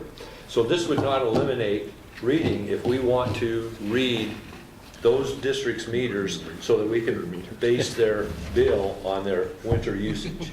Otherwise, we can go back to the way we did, and that was a standard, everybody got 6,000 gallons on their sewer bill as their usage, and that was the standard rate that was applied to Green Tank customers and 14 customers. So that one will have to be decided in the future, but, or it'll just take my guy another day that he'll have to read. So, for 4 months. Good. So, Great. thank you. Thank you. Would 14 or Green Tank be interested? I doubt Green Tank would be, but 14 probably would be, other than their well issue that's going on right now. Okay. But I bring this up to them. I'll bring this up to them. Thank you. Any other questions for Mr. Hartwig? Mr. Rizzatello? Okay, thank you. Okay, hit the CFP booklet final one. I'll just go through it very quickly because I've gone over it several times. So I'll just get to the heart of it, which are the pie charts and the priority projects. What is that? Okay. Okay, I'll just go through and zoom twice then. Okay, so priority projects is the trunk line here, which is 6.5 million, broke out over 2 years, so 3.2. Our various funding strategies we're working on with developers who are interested in that area, as well as grant opportunities.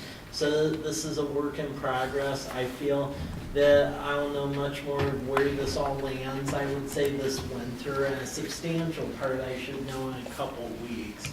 The next one for item B here is the drinking water wells. That's not a surprise. We've been working on that. That's all funded with the appropriations, drinking water revolving loan fund, so we're doing that.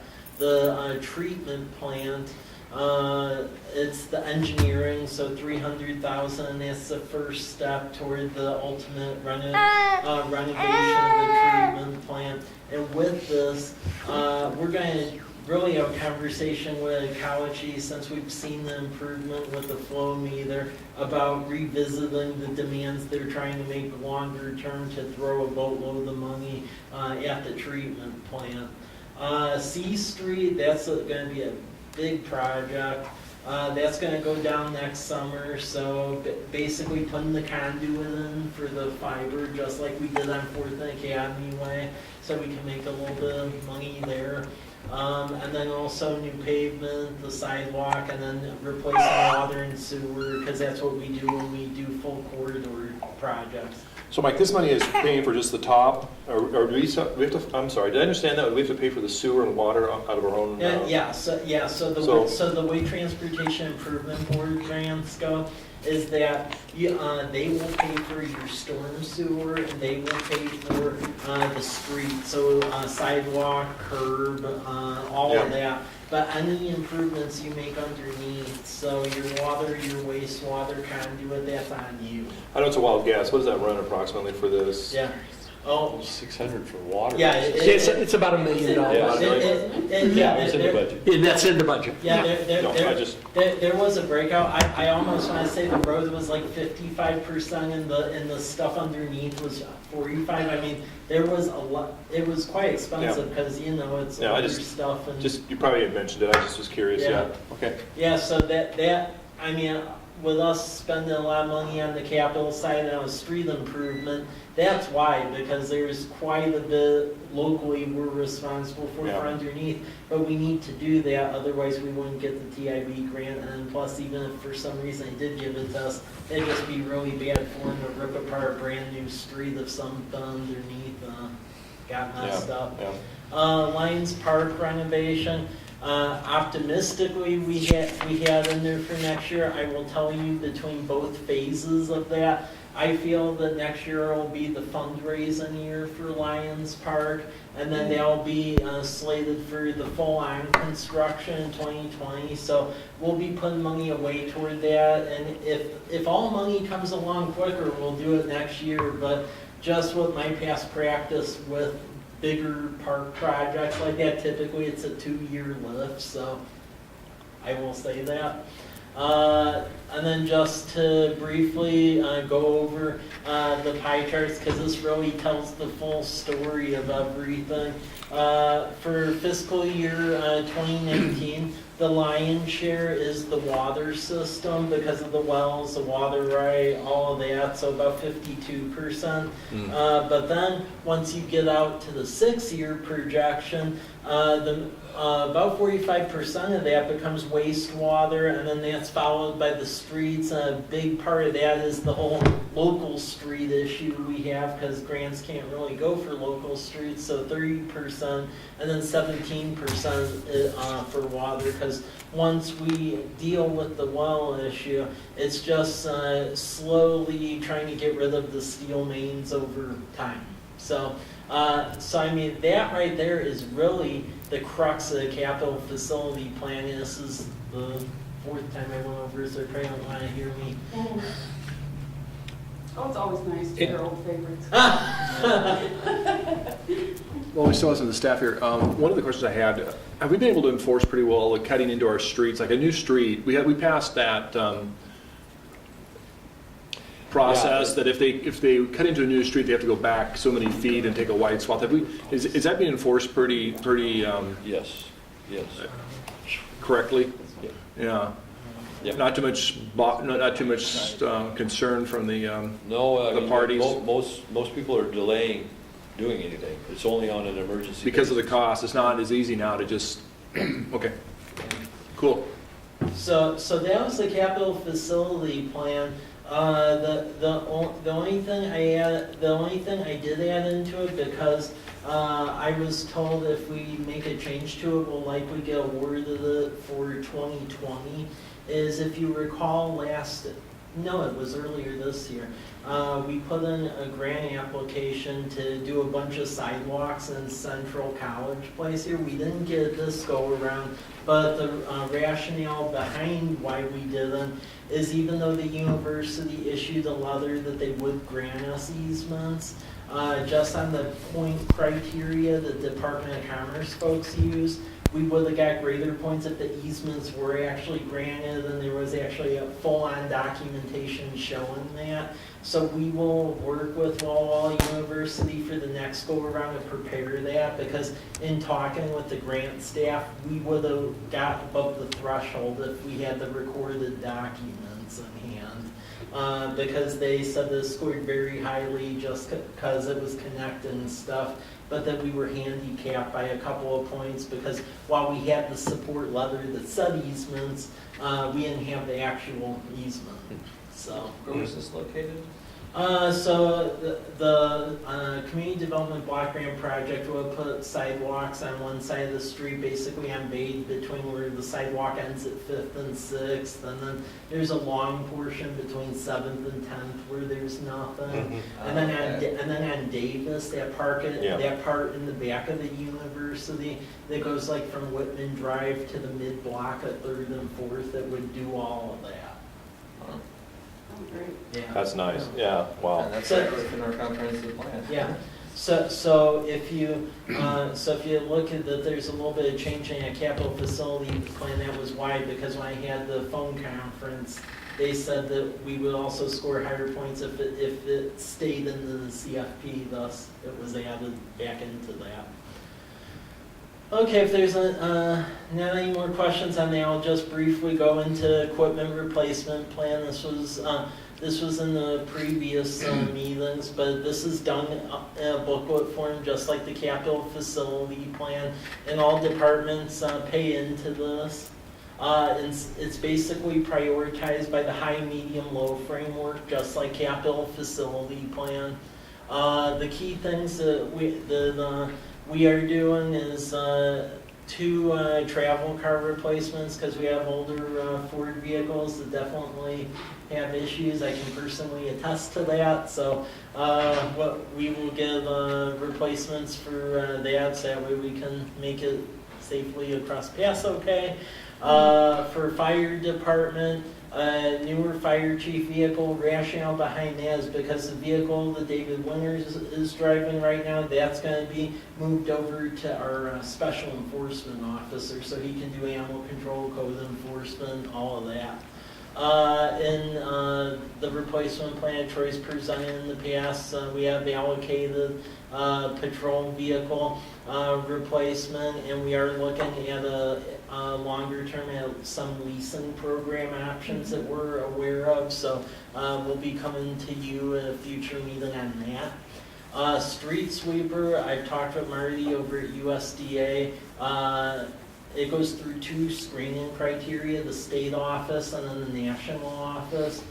She told me the state office green-lighted it, so it's now with the national office, so they're putting pressure on them to wrap it up. So we should be getting that. So we'll have the street sweeper money, and then paver. These street sweepers, I thought, I noticed that when they get full of water, they have to be stopped and drained out of stormwater. So in the future, we're going to have to do something different with that. Is that correct? Technically, yes. Yeah. Yeah.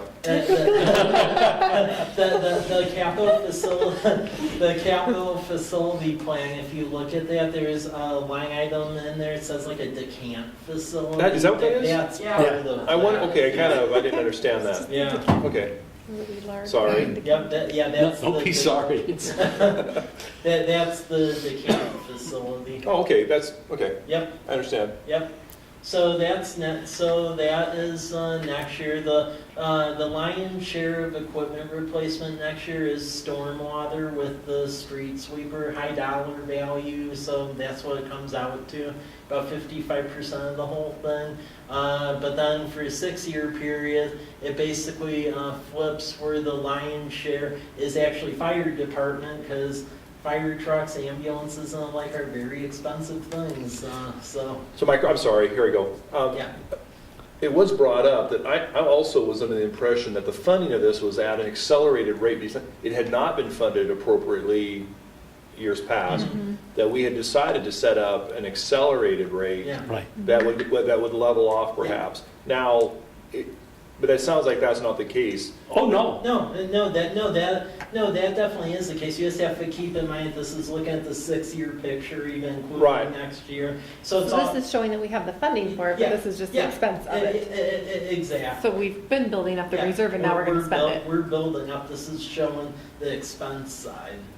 The only thing that we have been building up, because it was a newer function, and if we continue to do our own fire everything, we'll have to have that discussion, we'll put away the appropriate monies, is replacement ambulances when we get to that point, because, yeah. Just real quickly, I thought it was that we had, my numbers aren't incorrect, but we had no money in the account. 3 or 4 years ago, we Yeah. decided to accelerate Yeah. the funding. Mhm. At some point in the future, it may drop off. No, Yeah. Well, the acceleration the was. acceleration will go away. Acceleration. Yeah, drop off is the wrong Yeah. term. That it would diminish Mhm.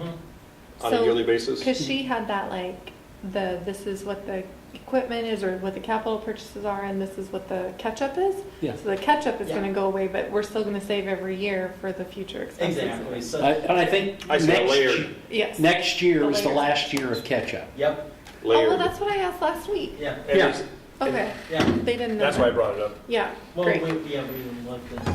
So it Forgot to is done. mention Oh, we it, have so. something. Yeah, That's fine. No, I just care, no, not that it's a, Yeah. So it is next year and then Yeah. we're Yeah. GTG. so Yeah. 2020 we could cut some,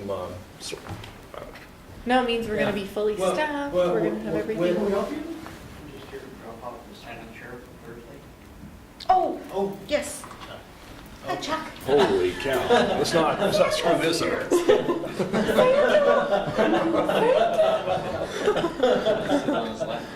My whole life left. No. okay, so with equipment replacement, as far as outlay of expenses, just your lion's share is fire department, because fire trucks are expensive. And then So just all of them if drop we off keep next doing the basic life support Right. as we move on Right. with that, keep in mind, rewind the clock back 3 years, we weren't doing basic life support, so that's the only unexpected thing that at least is, we are, so that's a newer thing to have to encompass, so. So Mike, going forward on that, with the billings and whatnot, as far as advanced, in the ambulance service and the Yeah. purchase of that, it will be interesting to get reports, I guess, in the future as we get collections in. So 6 months, 8 months, 9 months into 2019 to see, because I think that's kind of a trade-off a little bit, because we're looking at maybe some additional expenses in this Yeah. area, or we will have to staff up or whatever. But it will be somewhat, and we will track that, obviously, the income that comes in or the payment off of billing of insurance companies and Medicare, Medicaid. And I understand it probably won't be that significant, but on the other hand, it'll be interesting to see what that turns out to be. Well, and once we figure out how to participate in this other program, which I'm not going to get into because I've seen people do about 8-hour training session just on it, but there's basically a program through the state of Washington Health Authority. It's called GEMT. And that's another way to essentially increase reimbursements, and it's basically a filter through the state. There's a ton of documentation to participate in it, and a couple of cities are starting to figure out how to finally do it. But once you do that, you actually do get increased collections. Yeah. So it covers Medicaid. Yeah, Wow. Interesting. Yeah. Which you, yeah. Yes. Got it. That's cool. yeah. So yeah, equipment replacement. What? This is what we're talking about. Yeah. So equipment replacement, that's pretty much a very cut and dry thing. You see the outlay of everything. So if there's not any more questions on that, I'll briefly go to information technology. 1 minute.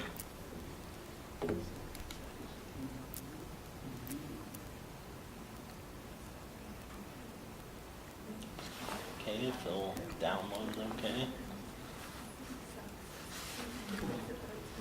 What? Okay. You guys. Yep.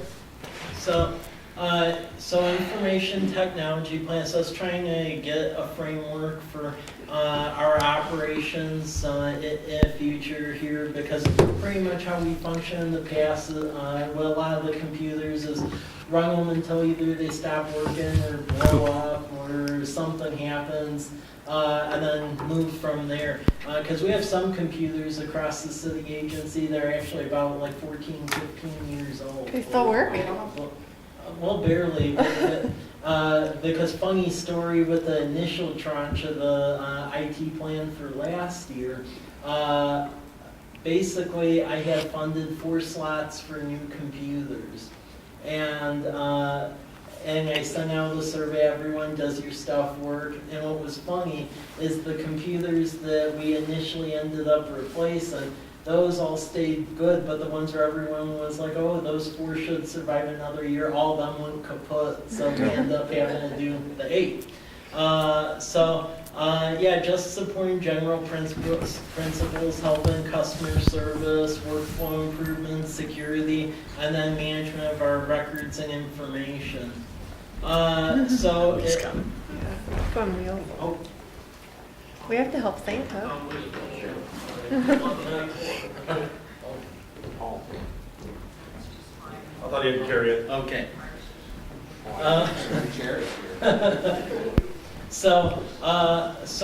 Anyway, a lot of our equipment here is Dell Power, Dell computers.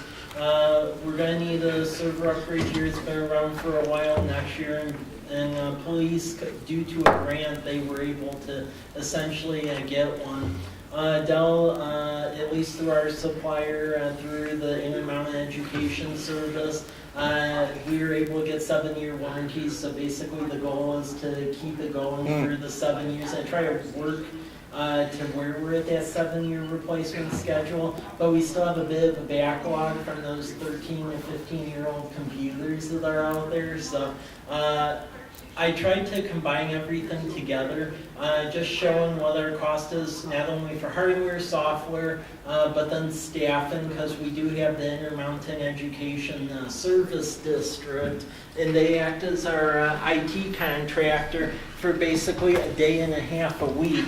So as you can see here, our IT expenditures were pretty low. Up until 2015, and then they started hiking up, and that's when we had quite a few computer failures across the organization, and also trying to automate things. This year, when we had staff and everything else, it spiked, but projecting it out for the next 6 years, it's starting to drop back down, because we're just like equipment replacement, we're starting to get into the sustainability of things since we're actually looking at this. So is that when you, like, I guess, when we start seeing it go down, which would be next year, that's when you're kind of thinking that everyone's computers are going to be less than 5 years old? Well, we're starting to get to the point where the older computers are replaced and stuff that's past 7 years is replaced, and then we're in that 7-year cycle, and then we're starting to fund that good. I'm sorry, when do you have everybody within that 7-year window? Within the 7-year window actually will be this upcoming year. It will be. Okay, great. Yeah. That's fantastic. So our staff can do their jobs. Yeah. That's interesting. So as you can see, it does start to drop and go down and stay that way. So for the completed projects, we did a lot of good stuff this year. Move GIS Consortium, Troy got a grant for a police server. We ended up doing e-accounts payable. That greatly helped. The security camera over at the park. And then board docs for commissions, and then our economic development report program, which is USRI. So as you can see here, this is just a split between all the organizations at 40%. There's some programs that pretty much everyone uses, so it's hard to split evenly, so that's what the all portion. And then administration, which encompasses for this study, Quirk, finance, human resources, that falls in 18%. And then for 19, as far as the expenditures, you can see that staffing is about the 28%, and that accounts for the Intermountain Education Service contract and a GIS consortium. Hardware is 33, that's the server, the security cameras, getting our computers into a good replacement schedule, and then software is 39%. And then likewise, we go through a similar breakout for the 6-year time period. And then software for 6-year time frame is 41%. And these costs include the maintenance costs too, because for a lot of software like Esri, once you actually buy the program, there is a maintenance cost to keep it current. So again, for this, it was high, medium, and low. And then this is just some information about the server and the computers. I'm just going to just go through this as a summary because a lot of this is dry and you can look at this for additional information. There's hyperlinks to everything. Revise, that's our website provider, and that's been great work. So continuing maintenance on that. Document locator, we've been able to move everything to that e-accounts payable, and we're going to start to be doing the e-forms to try to work toward like paperless building permitting and other options within that next year. Bias, we use that for finance, utility building, and permits.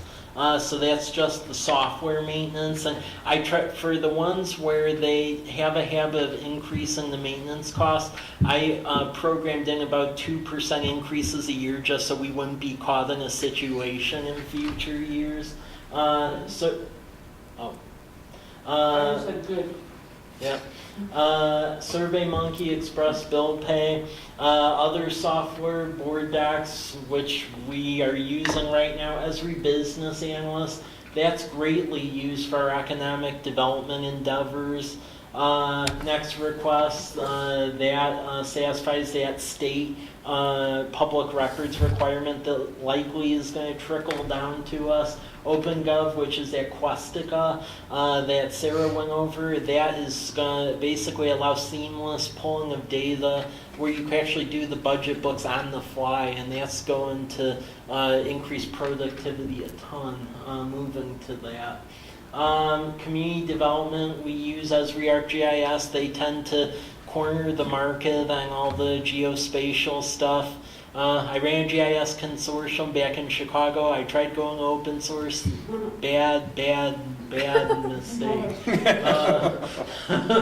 And then Planning Commission, everyone, they're working on that development code side. Likely sometime next year, this VRBO software is going to come up because our vacation rentals are increasing, and that allows a way where it scrubs data off of like Airbnb, and it actually says like who's doing vacation rentals, and it's an easier way to track stuff. So $3,500 a year just to look at that? Yeah, Is that worth it? We actually demoed it.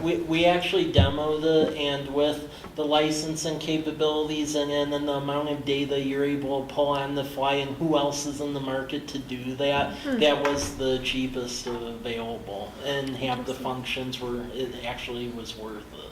Okay.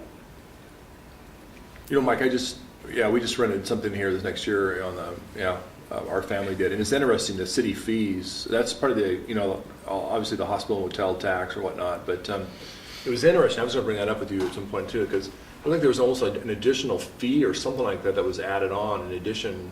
For the city? Yeah, some sort of a local tax or support. There is that 4% tax. It's itemized as a 2 and 2. So it's a 2% lodging tax, 2% special hotel motel tax. Okay. The fascinating part, if you recall, is if you don't assert your authority to collect your own tax, and the county has a tax, they could actually collect it and keep it themselves. Were they doing that? Yeah, they were. So up until we asserted our own authority for lodging tax, all those years the county had the lodging tax, they kept it. And per the RCW, you can't compel them to like go give it back or anything. That's like you're bad for not having it on the books. Well, what's interesting about this is the new dynamic. You know, you look at a hotel motel tax. I think we don't have a hotel motel at this point. That's not the story. You know, there's all the other activity that's happening around the yeah. I was really surprised how much money that tax brought in Yeah. because of exactly that. Yeah. Huh. What Yeah. is it? I forget. It's like 180,000. What? Not in this No. city, no. It's definitely, It was 180 something. yeah. It, Maybe 1,800. it, 1,800. 18. yeah, Yeah. yeah, it's about 18. But Still, It's growing. That's not necessarily everybody actually collecting and reporting, True. which this software This will would. tell us. Yeah, Yeah. That's it. That's still. exactly.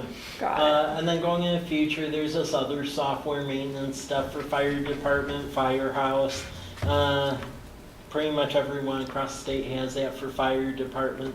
NetMotion, which is the police, that's the security, so we can become the fully accredited agency. And then New World, we use that for dispatch and police. That is a one-time cost, and all the agencies in the 911 arena are doing that here. And that's where you'll be able to essentially have like heat maps and look at basically where certain incidents are at county-wide. So City of Walla Walla, they have that to a limited level right now, but they have to pull it out themselves, and it's a pain. So. Got it. I thought Okay. that we had it, but that says that it's just a patch that we're It's getting. a patch. Got it. It's a patch because right now, City of Walla Walla, they actually have a full-time GIS coordinator who works for the city, and they have to manually go in the program and pull everything out, and then geocode it and dump it in a GIS. And this patch would just automatically Great. do a heat map with it. IT contractor, Intermountain provides that for us, 12 hours a week, and they're on call. We'll need to monitor it as the city grows because more people, more service calls, so that's something we need to watch. And then the GIS consortium, we're a member of that, and there's more cities in that sharing best practices and doing projects together. We're a tier 2 member, and that will continue. And if we do have more advanced projects, we can have the consultant under contract to AWC do additional projects, and it's actually at a reduced contract rate if we need extra support. So you can look at the various websites and stuff to everything, but that gives you a snapshot of where we're at. Awesome. That's good. Okay? Thanks, Mike. Yep. That's great.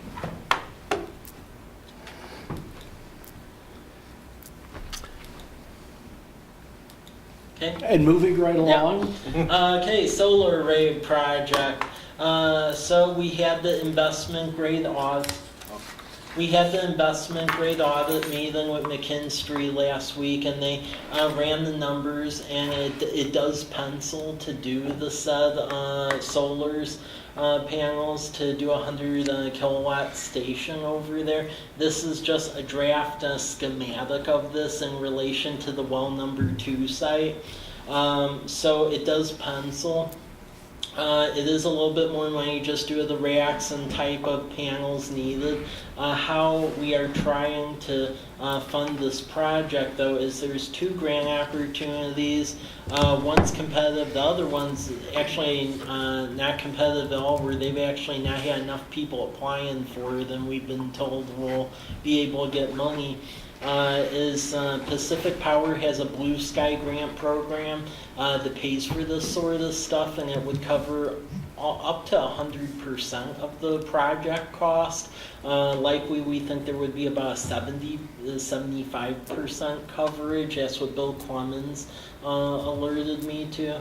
So we'll put in for that. And then the State Department of Commerce, they have a solar grant program. That's the one that's a little bit more competitive. I think there's a good potential we could get about 30%. But yeah, from what they went over with us, our area would, the investment grade audit yielded that it had enough potential to put in for the grant opportunity.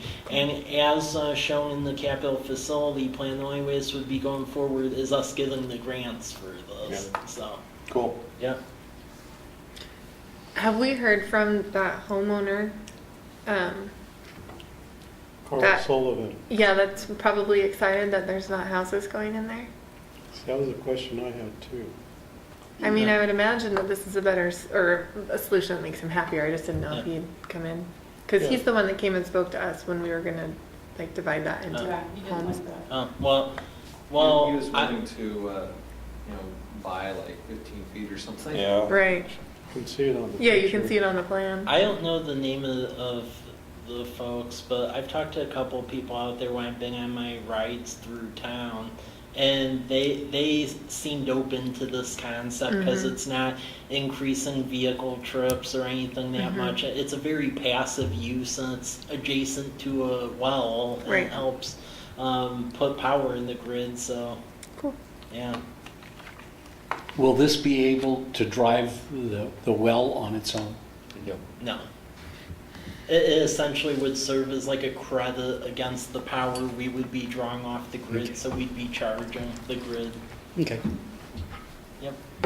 That's the more efficient way, grid-wise, that's the more efficient way of doing it. There's issues about net metering and how you then pay for infrastructure, but otherwise you have to put in batteries and everything. And this way the whole grid serves as a battery. So that, because otherwise at night, Yeah. Yeah. you're looking at me like I'm talking Greek. No, I'm not. No, not you. Me? I'm Yes. just falling asleep. Don't worry. Okay. I'm doing my teacher thing where I'm waiting for the spark of recognition. And I'm I'm getting it. The lights are on, no one's I'm home? tracking. I'm tracking. It's Just too late. thinking about my pillow. there. So with this item, unless anyone super objects to it, we'll proceed working with McKinstry, getting Yep. the grant money to go do this. One question that I had is, I know that for a while CC was really pushing that, they were training people to do solar and wind stuff. I mean, that was one of their programs. And so I wondered if they might be willing to partner with us a little bit as, giving experience for their students or something. I mean, we could check.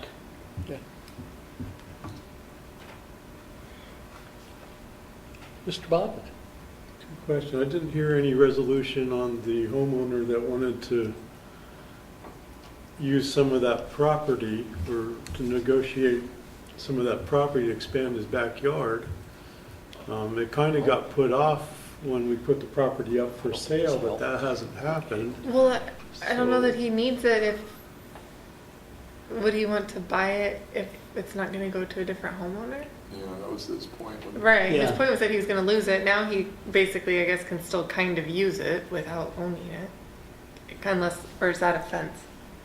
No, he's got stuff planted out in there.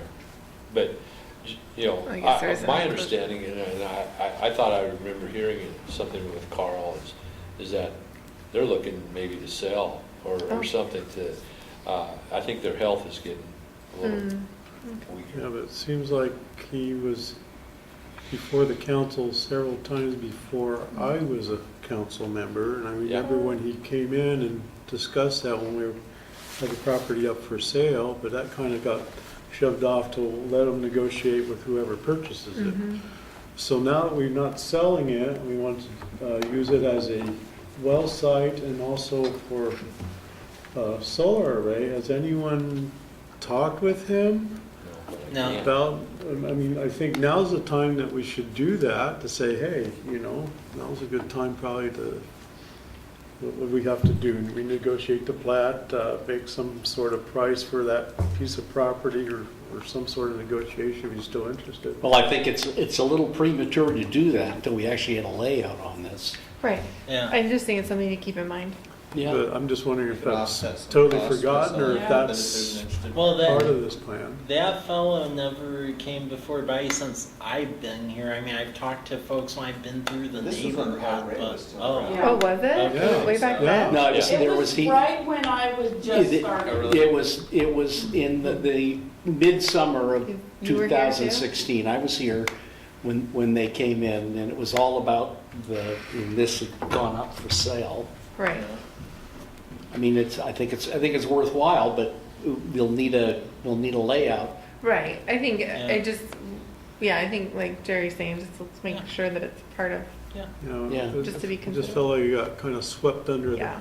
table back then, and I just wanted to make sure that Yep. some sort of dialogue's happening there. And then my second question was, is that solar system set up such that it can be expanded? It seems like there's a lot of property there that's not So- covered with solar panels. So the main reason is because if you get and this is a weird like state and federal requirement per McKinstry, but if you get above 100 kilowatt station, they actually tend to put tariffs and other sorts of taxes on you as an operator. So what they've said is that you can have multiple 100 kilowatt stations, but on a site you can have above the amount of panels that equates to that power Kind of a supply. 10,000 acre farm, yeah. Otherwise, they put a bunch of tariffs and it doesn't even make sense to do it at that point.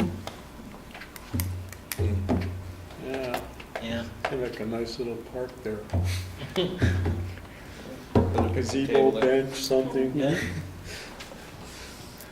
A nice view of the booster station. Mhm.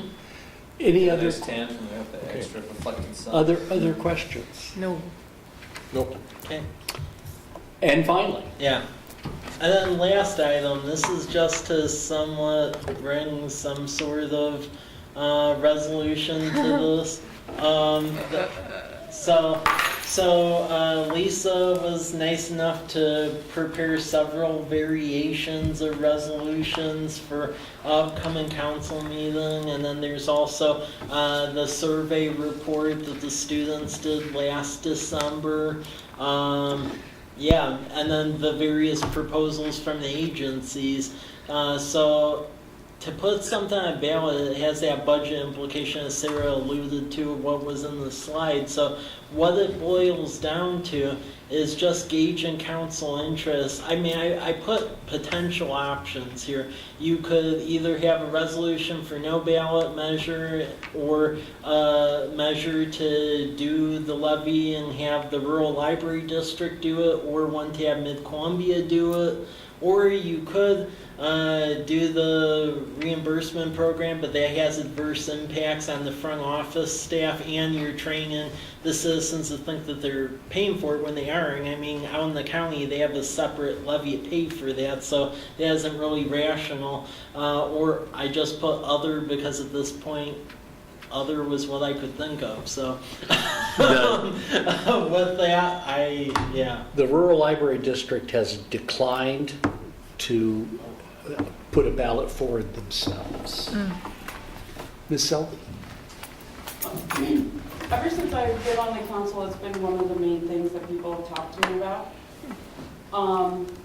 And so I feel like, and we keep talking about it, and people keep bringing it up, and I feel like it's worth it just to put it on the ballot, to put it to rest. I mean, obviously, I think it's pretty clear where I stand and what I hope the outcome would be, but at this moment in time, when it's the good moment for it to happen, for us to then not put it on the ballot seems sort of disingenuous. So I would think that we absolutely should put it on the ballot. I do think that the Mid-Columbia is the better option because of the better services that they can provide, because of the bigger network. But I'm much more stronger on, I think it should be on the ballot than I am on what particular library should be on the ballot. I don't disagree with you. I'm wondering, do you know if the people that you're talking to are willing to pay for it? Because I know that we have in one of the things, it's like 68 out of 100 people want to do it, but only 38 want to pay for it. Well, every time they talk to me about that, I bring that up. Mm. But generally, the people that are talking to me are, you know, the more well-to-do people. Right. So I don't think it's a huge concern to them. Mr. Peterson. So what is the avenue? You know, the comment has been made, we don't have a library, but the fact is we do have a library. It's about 5 minutes, 10 minutes that direction. What are the scenarios where we could actually fund, let me back up, to build a library here and to maintain it into the future? You know, we probably could pencil out that we could buy vans and stick them out there and drive people up there and help them pick out books and drive them home, as far as what we're going to be spending on this. So what's the process to, you know, somehow fund it so that our citizens have access to the Walla Walla Public Library? Is that a, Yeah. what is that process? Is that a tax? We could do a special levy to fund that. Or there's two things that concern me about doing that. One is that Walla Walla's presentation to us was very open-ended, starting off with $275K a year, but no cap on that. So I'm talking about buying cards for people to go up there, not to fund. The city of Walla Walla is not interested No. in that. No, they want a lump sum payment. So, well, hold on here. So if we were, though, to open the coffers here and give library cards to everybody in College Place that wanted them, they would just show up. Did I miss something here? I mean, the only way they would potentially cooperate on that is if there was a contract with them, and then, but again, you have to run some sort of levy, because I can't see that longer term funding that, and the fact of the matter, it ranges anywhere from 150 to 275. They've thrown out all sorts of figures on that. No, Mike, I guess maybe I'm miscommunicating here. I'm sure I am. If we were just to lay dollar bills out there on the street and have people come pick them up in College Place and then drive up there and buy a library card, they could do that, correct? Can I, before, when we used to do the library reimbursements, one of the largest problems that we had with that was actually getting the people to cash the checks. They would submit That's their for problem. it. Yeah. Well, no, it's a problem for our end, because our finance, we have to report unclaimed property. Sure, And yeah. it ends up being a huge, huge year-long hassle. And what we tried to do to eliminate that this last year was by paying the library directly. And they said they will not do that again because it caused accounting hassles on their end. So we don't have that option. Okay.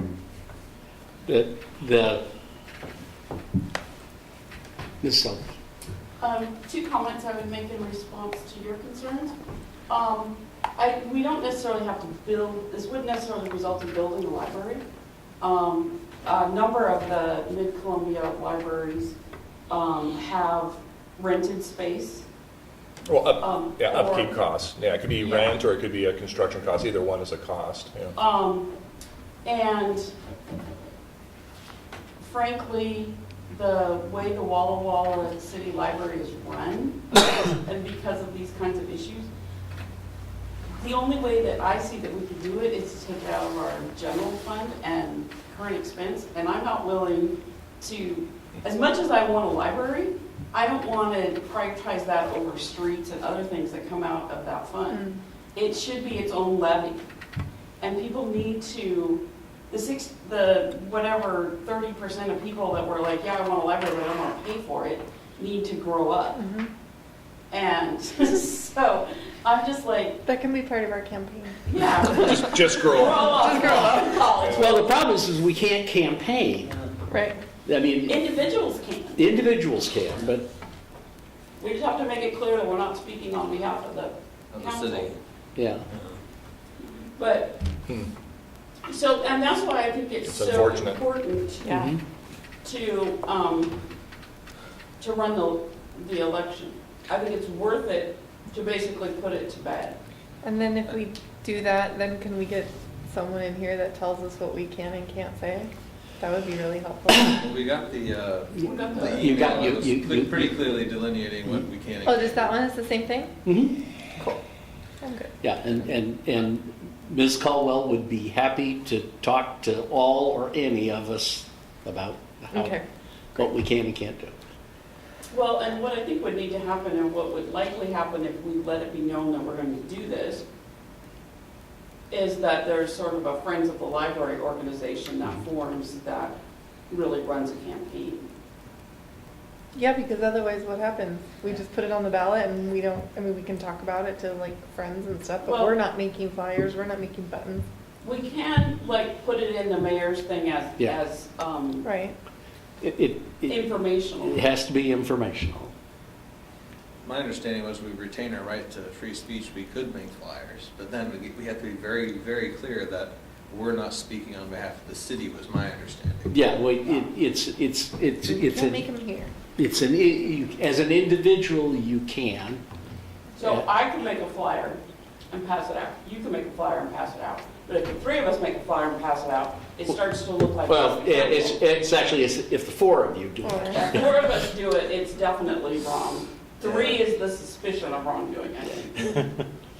Well, I just My want to flyer may echo, not say what your flyer is gonna say. I just want to echo, like, I think Melody's on point here with, like, I want to give the people a choice. I want them to kind of, like, you know, we hear it a lot for people that are passionate about it. I never hear it. I don't think either. I've ever heard it. I haven't Really? either. Ever. I've talked to Not a once. number of people that are interested in the idea. Not once. Twice people have stopped me in the post office and talked about it. Yeah, On my bike rides, there is actually a specific geographic areas I go. So if you are east of Larch, I've heard that a lot of folks east of Larch talk about it, but then, and then even out in Homestead too, but then like in my neighborhood back here. Those East C Larchers. Street, Yeah. Gila? Gila? Yeah, so Birch Days, But- those are folks who typically, it's like, hey, I don't Is it- have money. Is it dumb for us to put it on a ballot when there isn't a Friends of the Library to really spearhead this? Because, like, that just Yeah. seems kind of like putting the cart before the horse, that we're just like, well, yeah, we'll spend 20 grand, we'll put this on there, but no one's gonna make yard signs, no one's really passionate about it, no one's been showing up at meetings every single week saying, this is what I want, this is what I'm well, gonna do. I think there's a cart and horse issue here.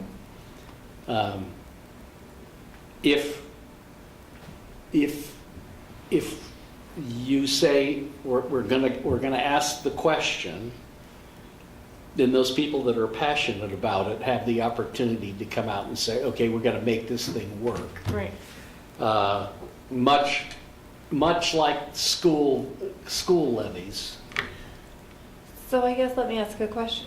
When do we spend $20,000? I thought it was 10. It's in here for 20. Well, I had heard 20, but on the budget thing, it said 10. Okay, So- so when do we spend that money? Can we say like, hey, we're like pass this resolution that it's going to happen and hope that It's- someone grabs on before we spend Yeah. $10,000? It gets spent when the actual documentation for a vote comes in. Okay. The county auditor is gonna, here's your bill for doing this. Which will be in May, like when the rest of the ballot goes together? Or when people declare or whatever? No, It's there prior. are, what, there's 4 special elections a year, I think February, April. I think there's there's 2 in the, I think there's one early summer and one fall. Okay. And weren't you saying April because you wanted it right after they got their property tax? Well, you certainly wouldn't want to do it before they got their property taxes. I get emails from the city of Walla Walla, and the city of Walla Walla is talking about their millage rate dropping down to because of the changes they didn't say this, but it's basically because of the millage. It's dropping because of the school bonds issue that went on with the state. So, but the people are going to see a fairly significant drop in their property taxes. And you certainly wouldn't want to do it before then.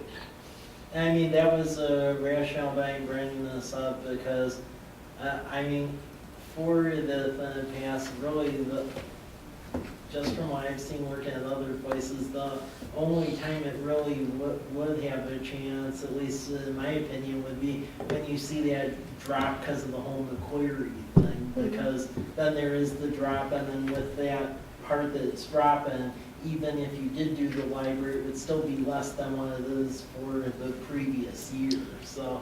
Mike, do we know, is it to pass, is it 60%? Is it it's obviously not a simple majority, is it? I would need to refresh myself. I think it's probably a 60 Yeah. It's majority. probably like the water, Yeah. water part.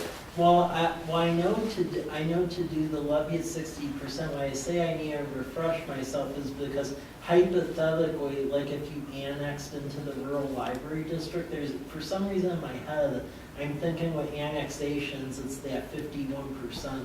Probably. So if you did the RLD, it would be the 51%. Because with that, it's just a full-on annexation of their taxing district. With Mid-Columbia, that would be basically a contract because they aren't a functioning governmental district in this county. So it's a contract, a lot like how Othello does it.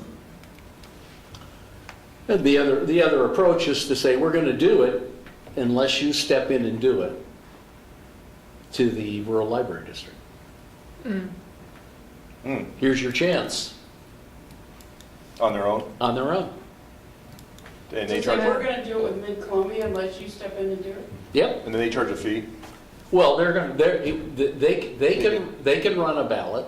Yeah, then they would have to pay the cost They pay the cost, of the election. and they pay the cost of the election, and they have a fairly significant war chest that they've been building up over time to build a new library somewhere. I kind of like that idea. I mean, it's as far as services, you're exactly right. Mid-Columbia is has much more depth. But, you know, there's such things as interlibrary loans. I mean, once you Yeah. get into a library system, then Yeah, I mean, they Um, Was that your other, Mike, on your list of things to do? I mean, that was something hypothetically I thought about that. I wasn't going to put in printed material, but. well, informally they said no, we're not going to do that. Yeah, Well, Doug said that, but yeah. that would be a way to get them to do it. so here's the thing. I can go to their next board and tell them, okay, we're going to do it, and we'll do it for Mid-Columbia unless you step in and do it.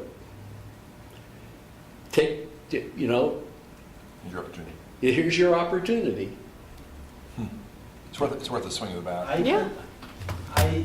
Personally, I think that's the best one, because frankly, for the amount they have in their war chest, I think they should be the ones that go pay for it, but, It's worth a try. yeah. certainly worth a try. And personally, especially if it's a 10 grand that was shown in the budget, to me, it's worth 10 grand to put it to rest for 15 years. Yeah. Well, that's it. I get hit up occasionally, and Oh, I get, yeah, maybe if I didn't write so much wrong. You just stay out of- just put a hat on. Well, and Yeah, I know I should. well, at least last year, when we did I also feel like, my recollection of when we set aside that money and said, we're gonna see how much interest there is, and it was gone in less than half a day, Right. that if we don't respond to that in any way, that sort of feels we were like, that was kind of testing the waters. Well, we tested them and we found out that people, Yeah. I have an N of one on that. Right. And my N of one is that I had a really upset person call me because they didn't get an opportunity to. And when they said, well, here's what we're going to do. And when they found out that it could be up to 50 cents per thousand, well, we don't want to do that because we'd have to pay for it. So, well, what you do is you get all the renters to vote for it. yeah, well, it's Gonna affect them too. It's- I think it doesn't, but it does. I just think it could be a really great community service that we can provide that could really just be kind of a gathering point. yeah. Mm-hmm. We I have, just want to give people the option. yeah, well, that's us. We're doing We- everything else. We have a building that we think would make a fine library at Lions Park. There's parking, there's Farmers market. there's a bunch of things going on and it would meet the needs, it would enhance the needs of the community, but Yep. it just, it's only money and it's just got to be paid for. So if you all think it's okay, I will approach the rural library district and say, okay, guys, here's your opportunity, because if you don't, we will, and you won't like the choice. Yeah. Maybe you can say it a little nicer than that. No, No, I like that. it's direct, it's direct, it's distinct. I fondly call it the hammer in the forehead. Oh, man. Any other business before the council?